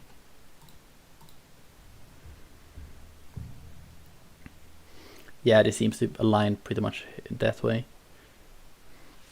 Like verb, or if you have verb object, it's probably gonna be noun first and then relative clause. And if you have a green circle, it can be OV and relative clause before the noun. But the thing is, we can have both. So you might be no dominant order, and then usually noun relative clause. Yeah, we're gonna do noun relative clause.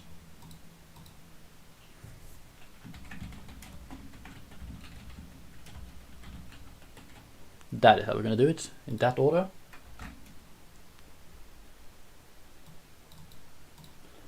Perfect. Now we've something decided at least. And this one we're gonna take last, but it's if you want to have a polar question particle, or we want to do that with verbal morphology. I think we're gonna do that just with verbal morphology, so we just can remove that one. And now we're back here, not here, with the other ones. The adposition noun phrase, the genitive noun, adjective noun, and demonstrative noun. I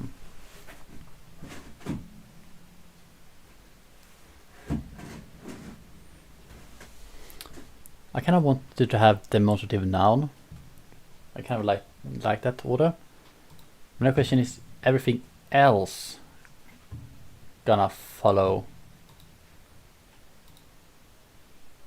that? Is this gonna be adjective noun, or is it gonna be noun adjective? Is it gonna be genitive noun or noun genitive?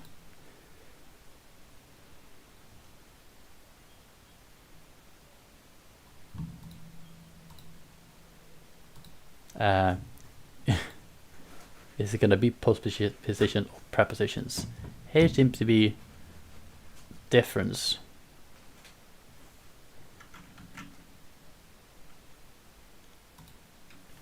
I'm just gonna bring up 8.2 again, submit. Yeah. So here seems to be a little bit more difference. So we're gonna do the adposition thing last. We're gonna talk about these first.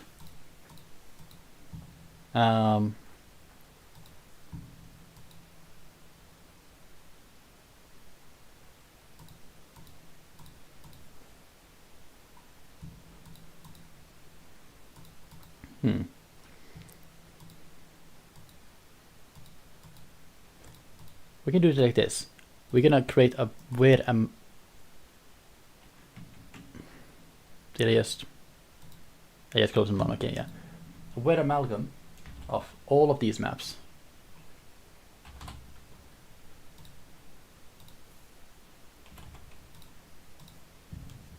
And create this huge monstrosity. Okay. And we're gonna have quick legends. Let's see, adjective noun, demonstrative noun, genitive noun. That's a pretty common order. We're not gonna remove that.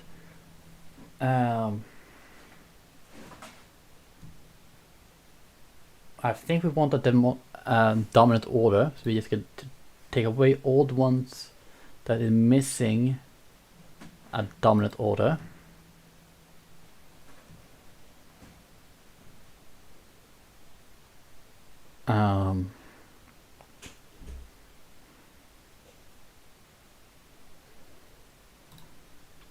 We're going to begin with just doing that.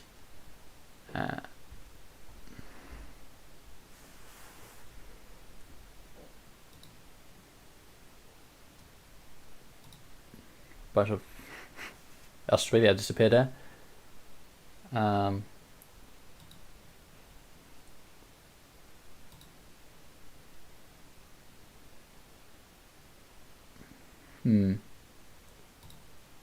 More there. Okay, whatever left, okay.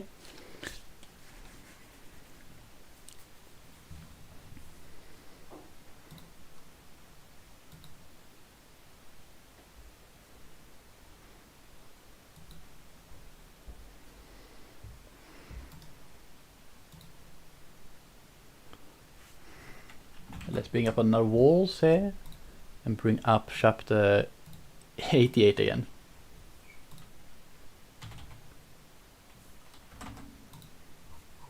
Whatever, 88. Yeah.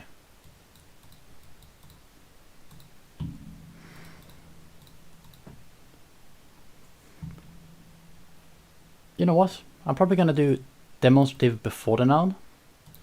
As I said, I kind of wanted that before. So, demonstrative noun. Doing that order. This is just because I want on the pronouns. I want you to be able to just use them as a prefix. Just prefix them on, glom them on. So I'm gonna do that. So we can now order of demonstrative noun. We can remove everything that is not. We can pattern like a demonstrative noun, so we can remove everything that's not a demonstrative noun order. Non-demonstrative prefix suffix. Nope. Take away mixed ones. Demonstrative noun, noun demonstrative. Away with the suffixes. The before and after. And away with the mixed. Back in with demonstrative noun, demonstrative noun, demonstrative noun, demonstratives away. Before and after away. Mixed away. I'll do it only. Yeah. I have these left. Okay. The dark blue is no dominant order, mixed. No, that can't be right. Even darker blue. Here, adjective noun, demonstrative noun, genitive noun. That's a base order. That's a big one. Seems to be the most common of the remaining ones. Then comes this these squares. Demonstrative noun, noun adjective, then genitive noun.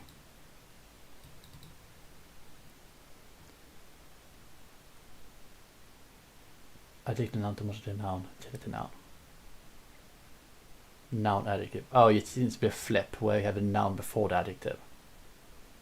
And what seems to be the case with this noun, adjective, demonstrative noun, noun, genitive. Okay, this means flip. Okay, yeah.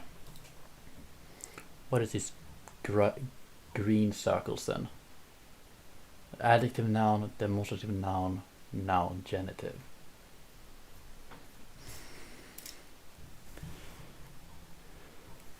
Yeah, so it seems to be a mix of all of these, but they have historical reasons, I believe. The absolute most common seems to be this one, this dark blue and this gray square.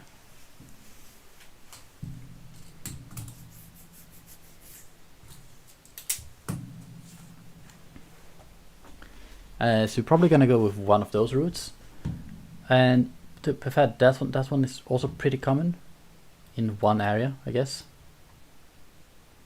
In this area, what are there?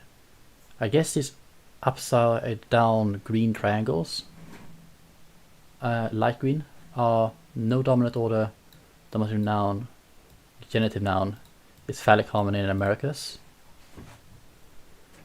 which would mean that the adjective nouns are not as predictable, which could be fun to do with.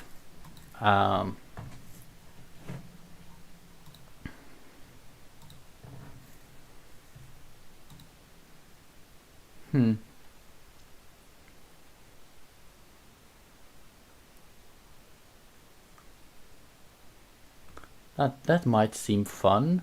Let me check what this is. Like this cyan-ish triangle.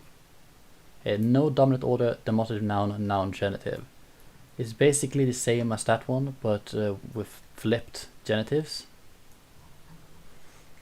And these ones seem to be pretty lonely. But first, yeah, the light green. Adjective noun, demonstrative prefix, and the genitive noun. Because I'm already thinking about doing demonstrative prefixes, we could probably stick it out with this one. But is this, and there doesn't seem to be the flipped one in practice. But I might do adjective noun, demonstrative prefix, genitive noun. Yeah, we're gonna have fun with that. Adjective, noun,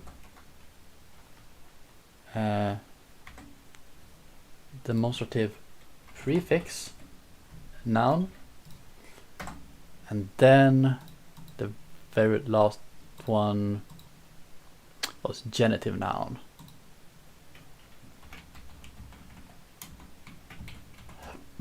Okay. So we're just quickly gonna talk about it. I'm thinking the genitives on the nouns, we can put them up here. The genitive constructions.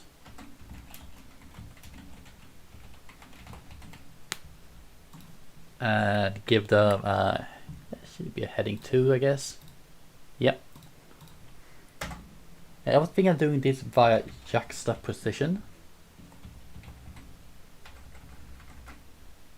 Can't spell for shit. Okay, juxtaposition. Yes, so that is what we're gonna do with the now genitive constructions. So this would mean, let's say we have a word like that owns something. Let's say that the jae is a boy. A jae.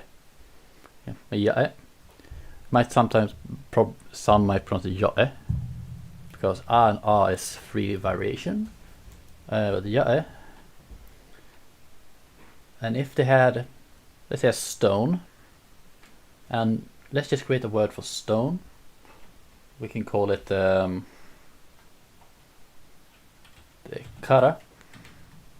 Ja and the kara, which would become katsa. The ja and katsa. And so the boy's stone would be the ja katsa. Ja katsa. Ja katsa. So they will just be next to each other like this.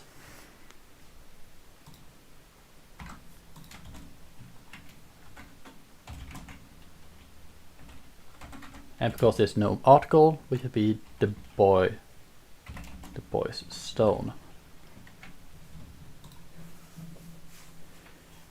They actually created new documents just for words. Let's call it the document the word list. Okay.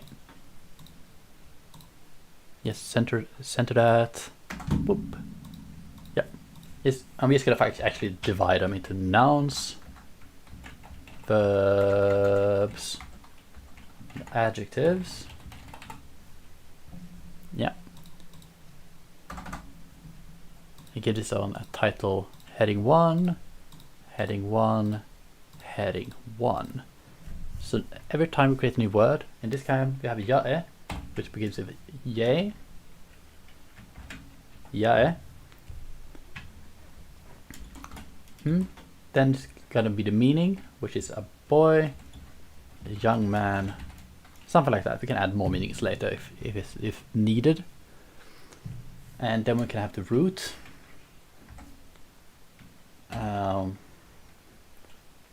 Which we're gonna just write it like this. And in this case, I don't think jae is marked in any way. We can just test this. Jae.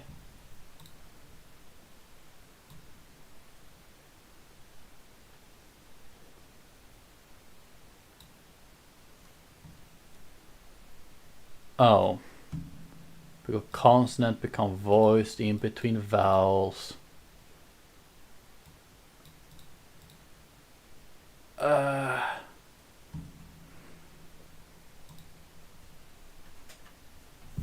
We should do something like, hope this works, and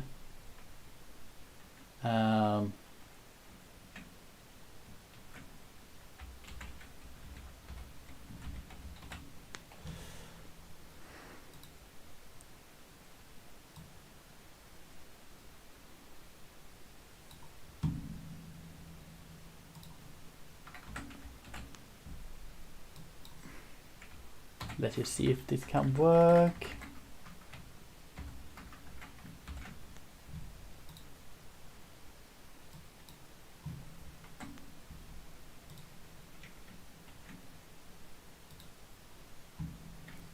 Good. Now every time we get something that shouldn't change, we have to add it here. So it doesn't destroy the thing. So this should be the case for R and also the case for L. No, they define as voice, so it doesn't matter.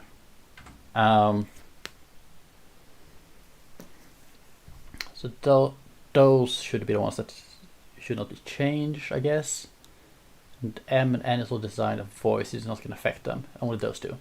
Yeah.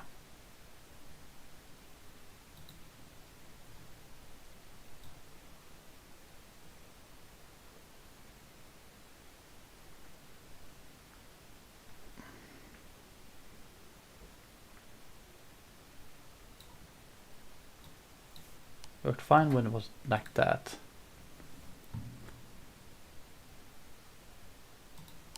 And I'm just gonna put in an and, not H. Let's see if this works. Yeah, the rule works now. Okay, nice. We can just try it out. Yeah.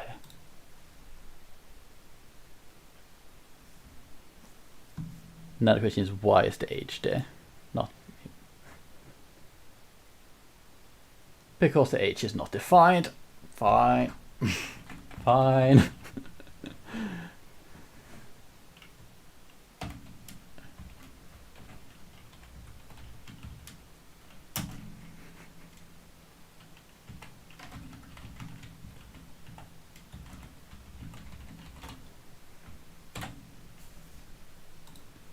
So perfect.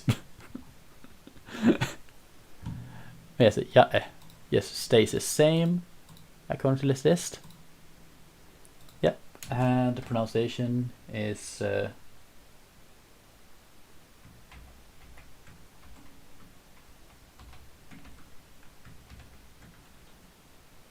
ja dot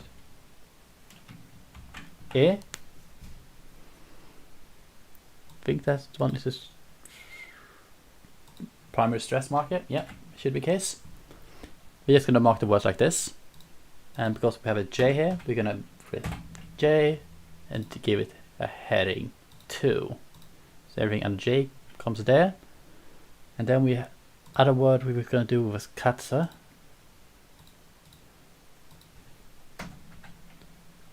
Each K is afterwards, so K heading 2.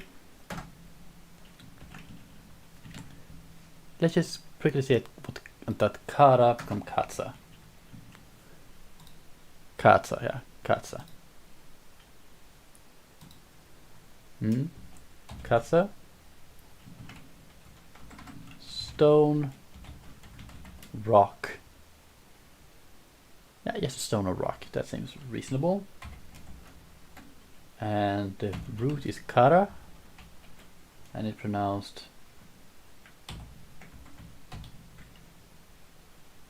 katza. Katza.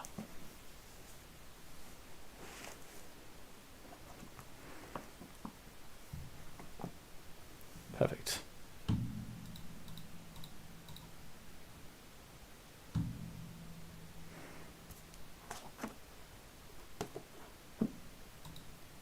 Yes, katze. Yeah, katze. Perfect. And we actually have a very quick sentence noun phrase and 2 words. Perfect. Katze, by the way, would, if we're talking a bit, and this, so katze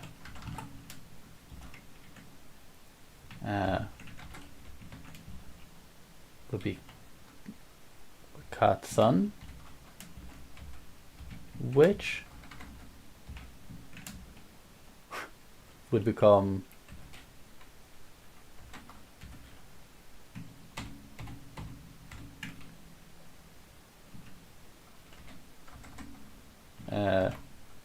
Nansen.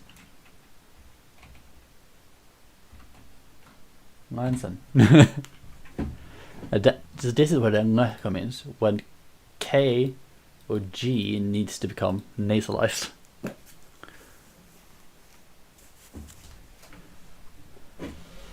So you can, so yeah.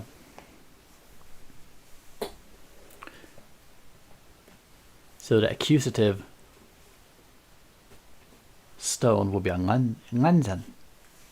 Katze versus ngansen. Katze, ngansen. Ngansen.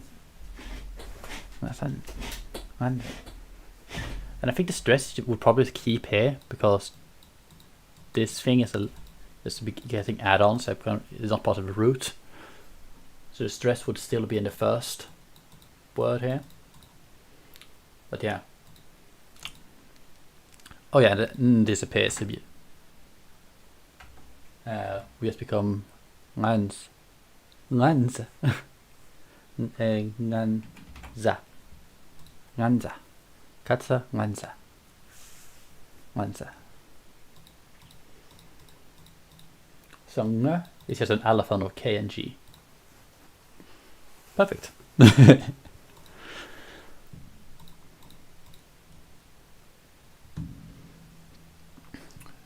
So yes.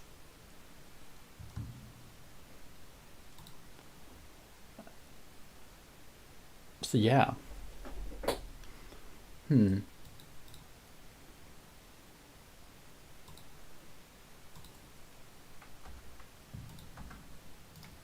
Just give this one a heading 3, heading 3, heading 3.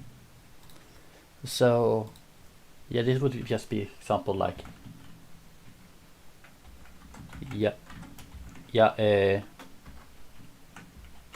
katsa. They will just stay like this. We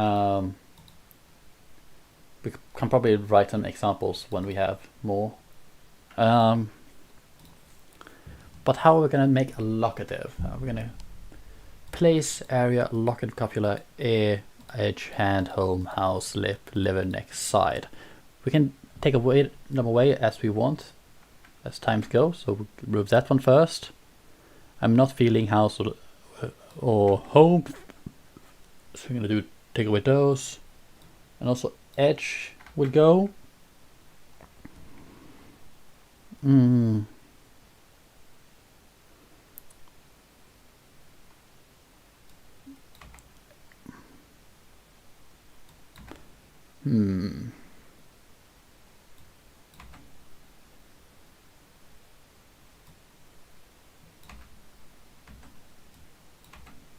Place or hand.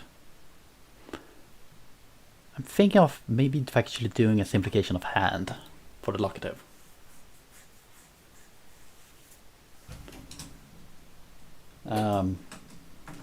Seems interesting to me, and it's attested in some language. Not sure about which one, but it is. I trust my sources. So let's see, locative, hand. So we need a word for hand. Probably gonna need words for many of the body parts pretty early because they're useful. And I feel this one could probably be pretty short. Like a hand, max 2 syllables.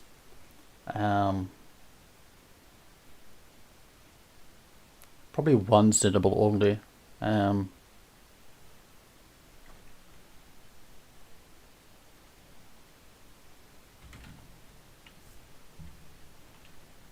Pro. No. Pray. Pray. Pray. Pray. Pray. Pray. Pray. Pray. Pray. Pray. Pray. Pray. Yeah. Okay. I think that's like a word for hand. I'm just gonna put it in here.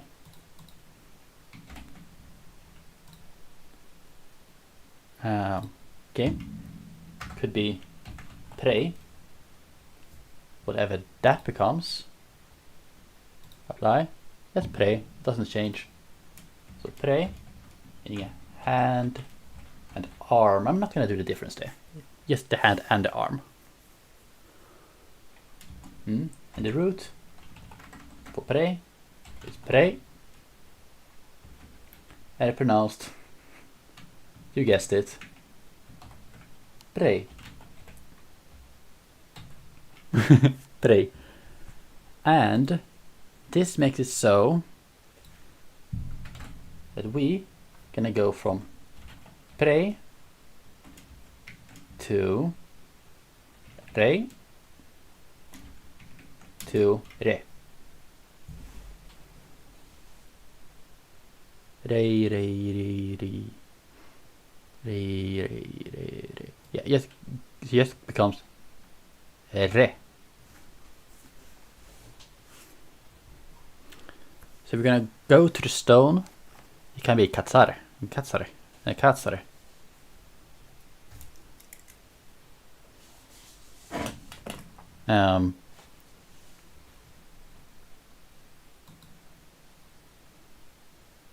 So the katsare, the katsare. If we are going to the boy's a place. We can do the ja ere, ja ere, ja ere. If you have a lamb, we can have a lamre, laire. This seems reasonable to me. This would mean that this locative can appear in places that the re usually can't appear in medial position. wait, it can't appear in media position at all, really, in clusters, but it's gonna appear in media clusters because it happened. You probably also one word glom together, they can the R can appear in middle places, but initially they can't appear in media positions. But here they are gonna appear, at least in locative derivations. Seems pretty reasonable to me. So yeah. Okay, so you have that down. I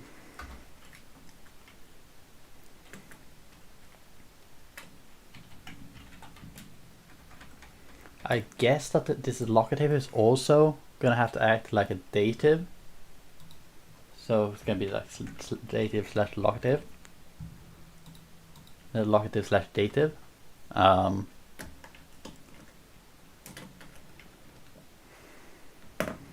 you can be translated to at the place, to the place, from the place. So probably every time you want to use what we end up with. Oh, did we not decide on the prepositions?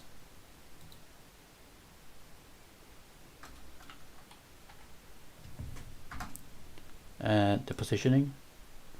I guess we forgot about add positions.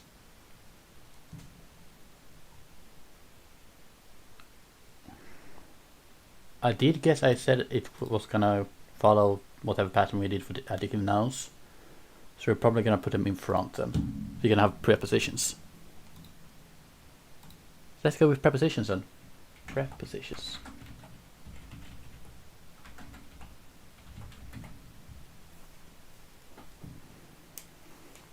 So then probably every time you use a preposition, it's gonna have to take the locative. And if you have the locative without the preposition, it's gonna act like a dative. Sounds reasonable. So there's a difference between, in this case, to the man, this is dative, or to as a preposition, the man lock, versus the man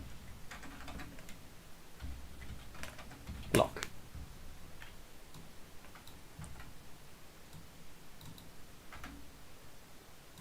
So two man lock versus man lock. This is difference. This one is a very marked as locative. This is you going to the man basically. And this is you're basically giving to the man, I guess. Those are gonna be different. Nice. Okay. So both would take the re.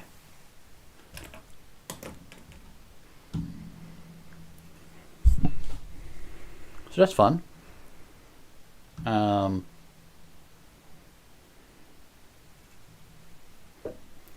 Let's work this number here. This one should just be unmarked. Let's also mark this one as heading 3. Our number is already heading 3. Let's make it on heading 4.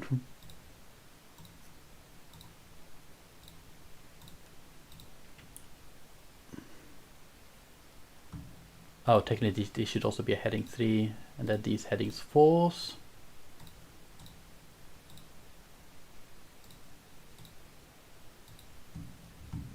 But the genetic construction can be something. Yeah, this seems fine. Or it should be a heading further down, like it's under nouns. Yeah. So yeah.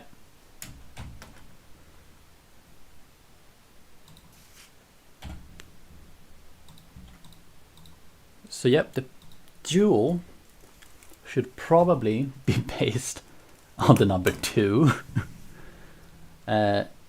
just like a dual indefinite article, should be based on 2. So we probably want a word for 2. We would just create our own thing here, just for numerals. Just for numerals. Heading 1. And we actually have to decide if we want adjectives and in what way we want adjectives. But yeah, the duals. So we want a word for 2.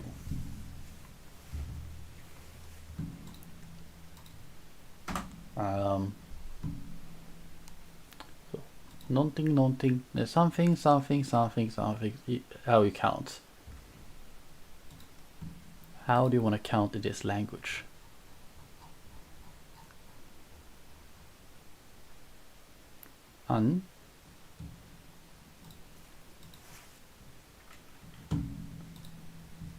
Except it's going to be that seems fine. And in numerals, we're going to count in numeral order instead of the word. So, meaning 2. And the root is and it's pronounced very easily and of course, to stress it up here, this is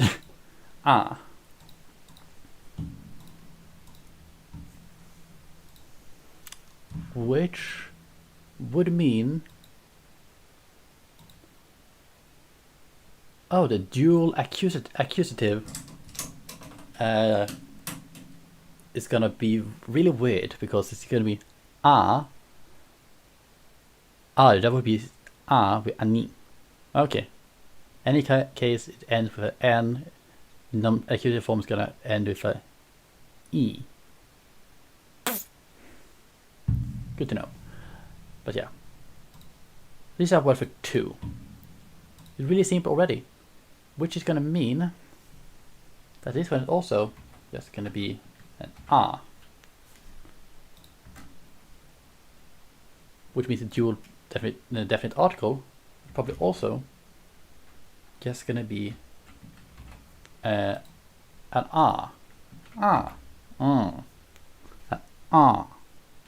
yeah, so that is a very nice dual definite article. Andago.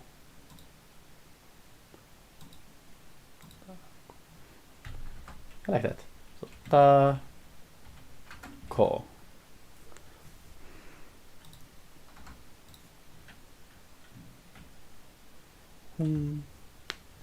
Atago. I think that seems like a fun way to do the first couple of ones. So let's just quickly check. I think I know what it can end up is, but humantako.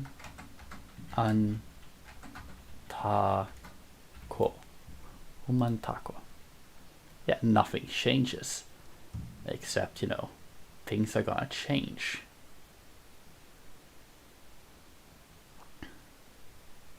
The nasal is gonna do these things. I'm gonna just do them by hand. He's gonna. Whoops, that was E.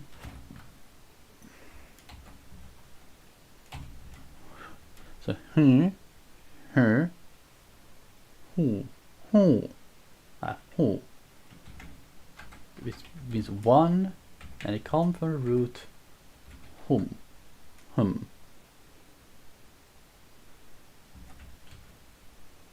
We're gonna make this. Oh yeah, this is what this the order we picked for things is very head final. It's a very head final structure on this in most cases.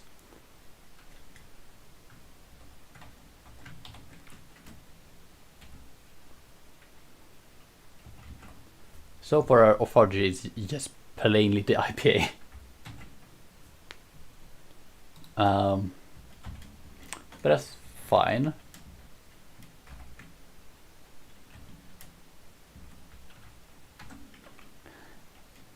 I think that's fine, right?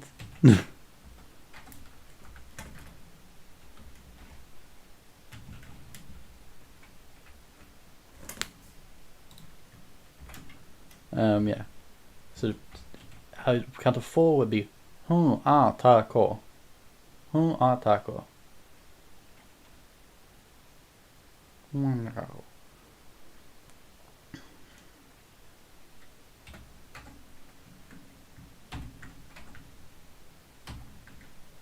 Cool. Okay.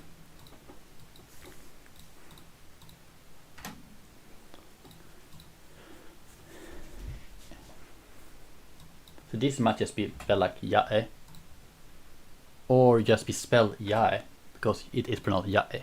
Because the e is always going to appear in between two vowels, if nothing else is. So you could probably just spell it jae, jae, jae as jae. But that's very Swedish. We're probably just going to change this one to a y, and this one into a bigger y. Take this and just bring it down afterward like this, in that order. Makes it more readable for most people. That's going to be our romanization there. Yeah.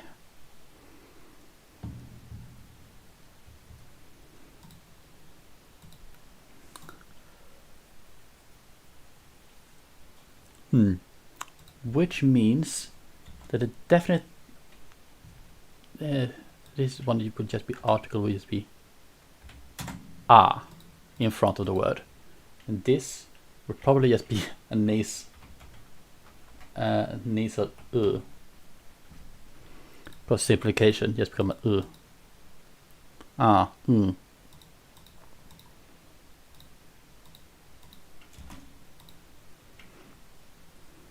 That's something at least.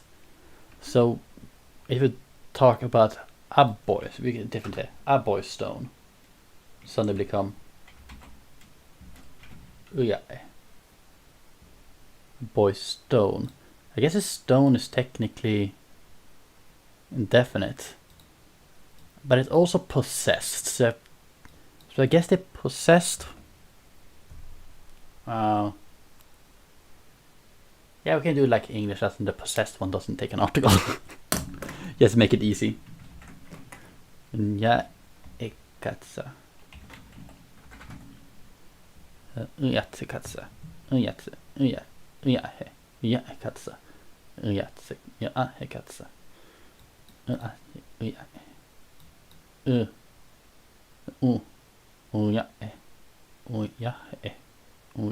Katsa. Yeah. Like this being the way. And these articles might just act as prefixes, actually. And then we come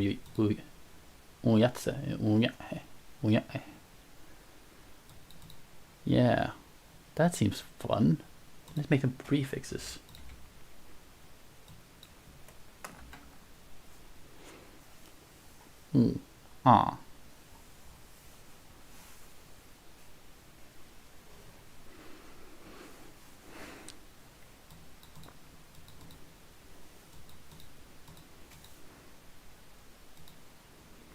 That's good, that's good.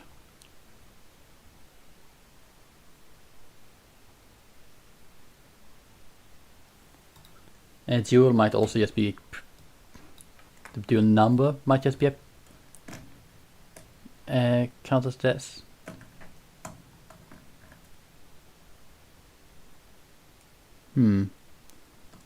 No, we're not gonna do dual.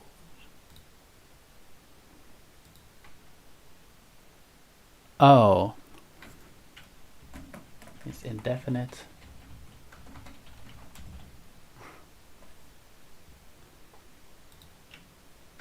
Oh, yeah.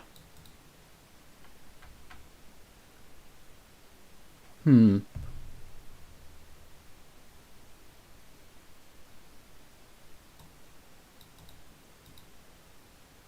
we just say that definite nouns do not take number. Yeah. This definite nouns do not take no. Yes, that indefinite one takes more things. We could probably have dual, like you put it at the end and you have the article a in front.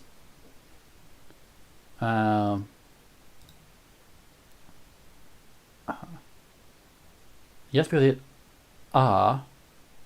just means if you just put it after here, you would automatically have this on it.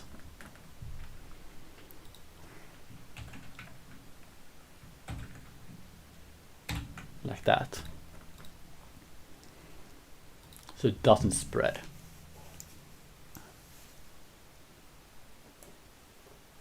So huja ha katso.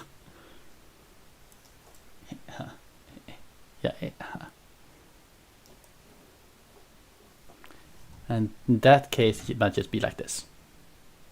Yeah. Yeah. It shouldn't prefix. Huja katso.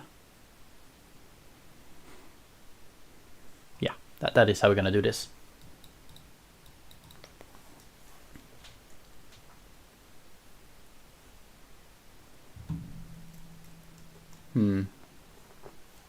Yeah.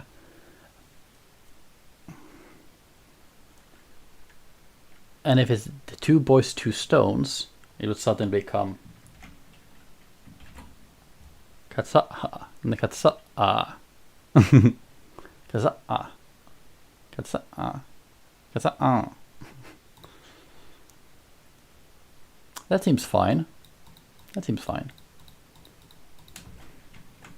The two boys, just stones. The two stones. The two boys is two stones. Yeah, katsa. Katsa. That's nice.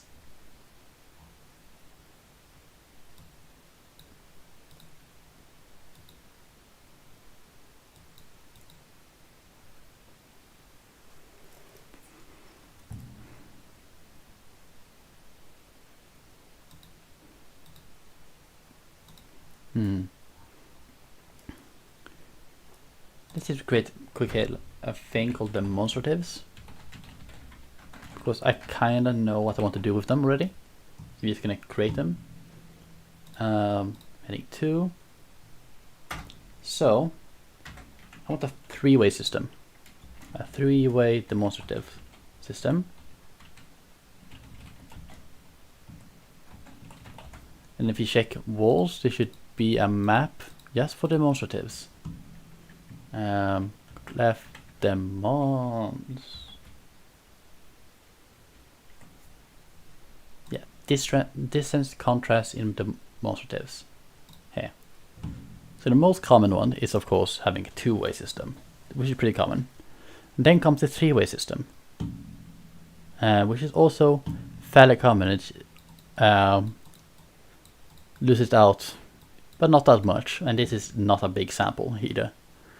And then comes the four-way. This is very rare, and a five-way is even rarer. And no distance contrast is also very, very, very rare. But yeah, so we're gonna run with a three-way system,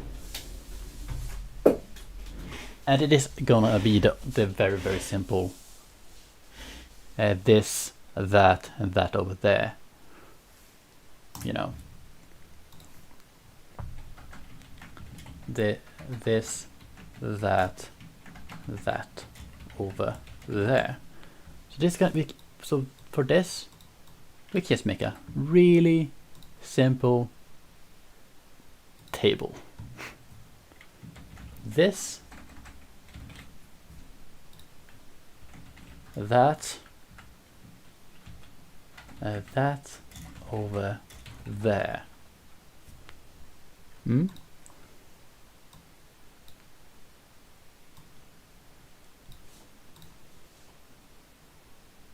just make it a nice looking little table, really tiny. And these ones are all, I can have two forms. I want to insert a column to the right.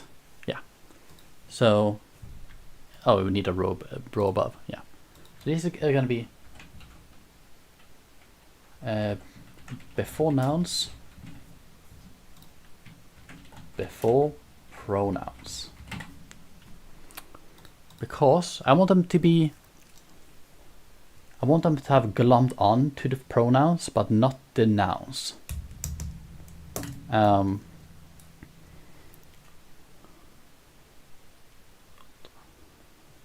let's say, for example, if we had a one called an ota, it will become omta, so it will be ota after time.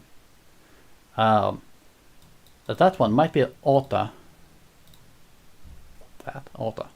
It might be like an it might be an ota, which would become omta. But before a pronoun, it might be ot. What? Or just be an o, because they have just disappeared, just gone. You know, it becomes smaller and smaller over time.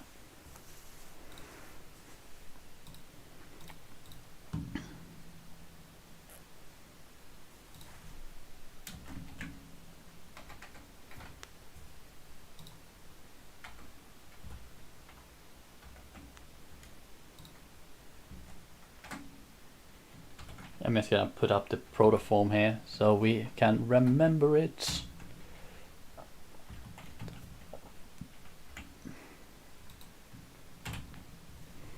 Okay, something like that. Maybe saying this one could be, I don't know. If we take a protoform, lata.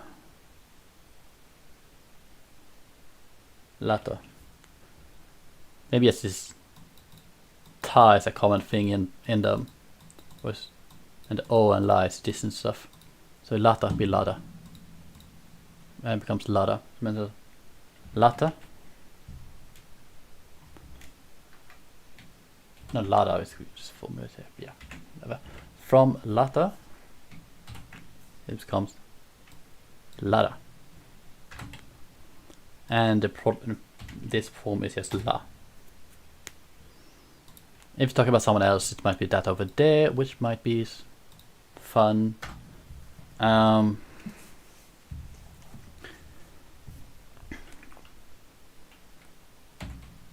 feel like an N should be good, and an no,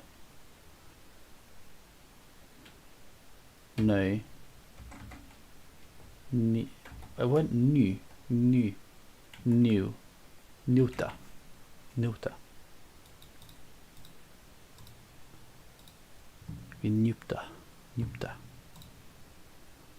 Which we could add a rule. We should add a rule to that one, actually.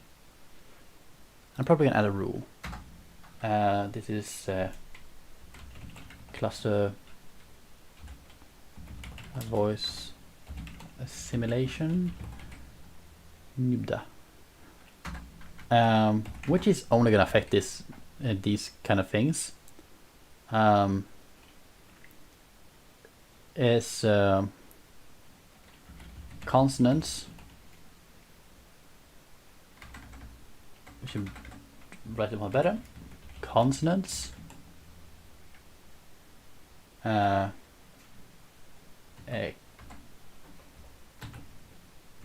Except, and I'm just gonna copy this whole thing here. Yep. Becomes voiced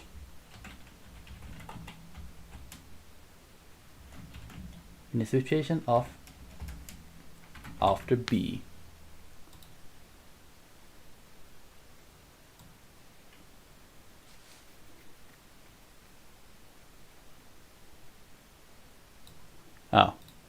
consonant. Sorry, nibda.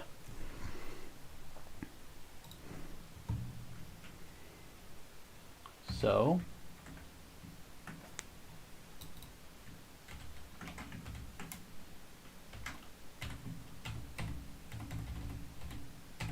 okay, nibda. Oops, I accidentally made it big one.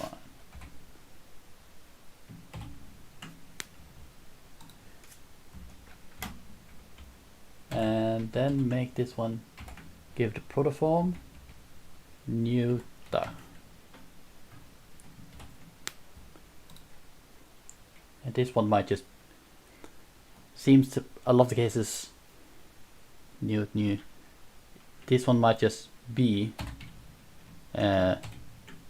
new, like new. Okay, so la or new.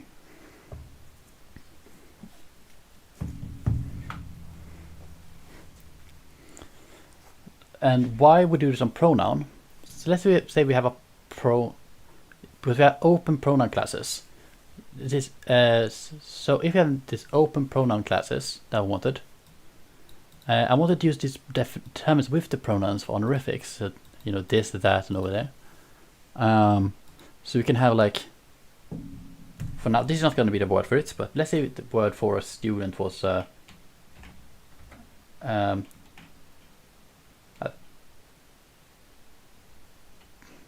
touchy.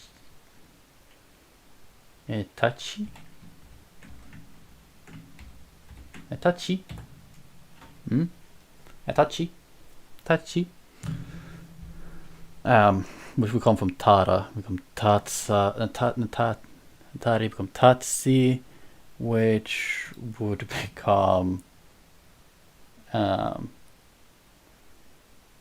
think it would be tatsi.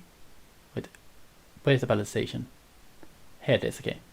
And tachi, yeah, it would become tachi. So tari be tachi, and then we'll say this student, because you want to ask the question. You'll be la tachi. You start the sentence with la tachi. Like this student would ask la tachi, and if you wanted your friend to be like otachi, you wanted, and if you wanted to talk about what that student that is not here wanted, what about new tachi? And this is if you are, of course, being using honorifics. Wait, mostly it want to be nutachi, otachi, latachi with nudachi. It's a D here. Nudachi, odachi, ladachi. Something like this. This would happen. So yeah. This would happen.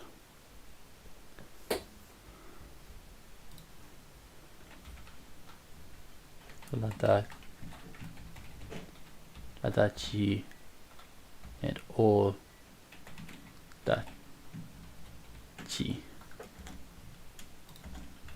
So that would be an example of honorific terms for the root tachi.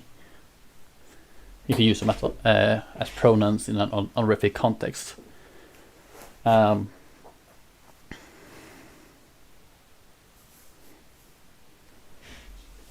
But these determiners would not be used when you're talking about someone else. This is about not about, you would never use them these honorific ways, these three honorifics, when talking about the person you're talking to.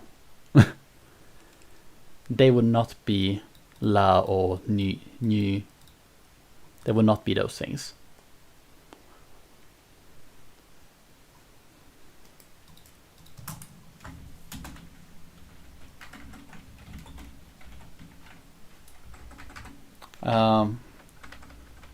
Yes, we can probably use one as a nice example with him. So la huh.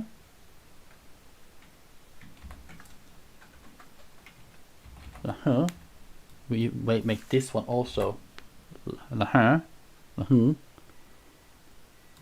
This one will become uh-huh. Uh-huh. Uh-huh. Uh-huh. Uh-huh. And this one will become new. New.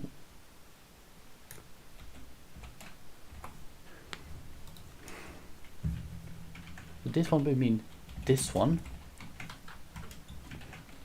that one, and that one over there.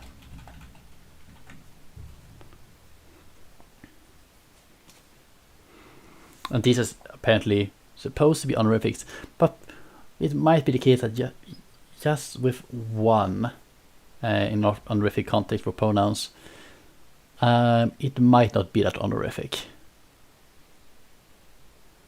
I mean, it might just be really, really humbling to use this. Like, could be used really honorifically, but in some context, it could be used in a way to mock someone that's not present or someone with you. That might be a thing. So that might not be the best example of of a proper one. But we actually just going to do a list here. We can call pronouns. And this one is just going to be filled with pronouns for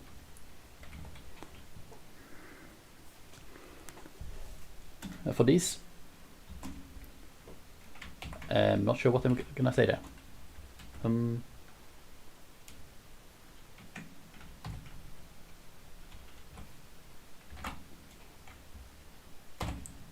No, that one.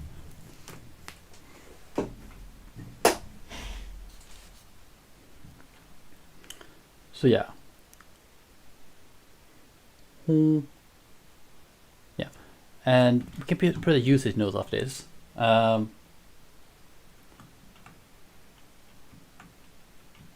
pronoun and you use to be really humble or mock someone. Really humble, especially when used about yourself.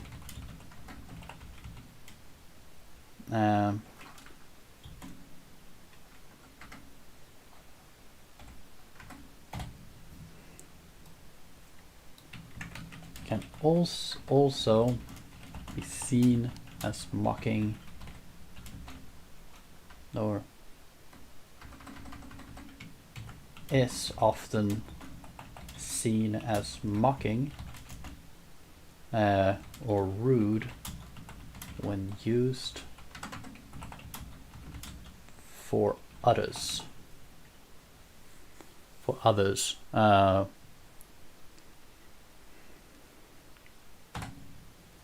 Yeah, so after pronunciation we have the usage guides if they need special things.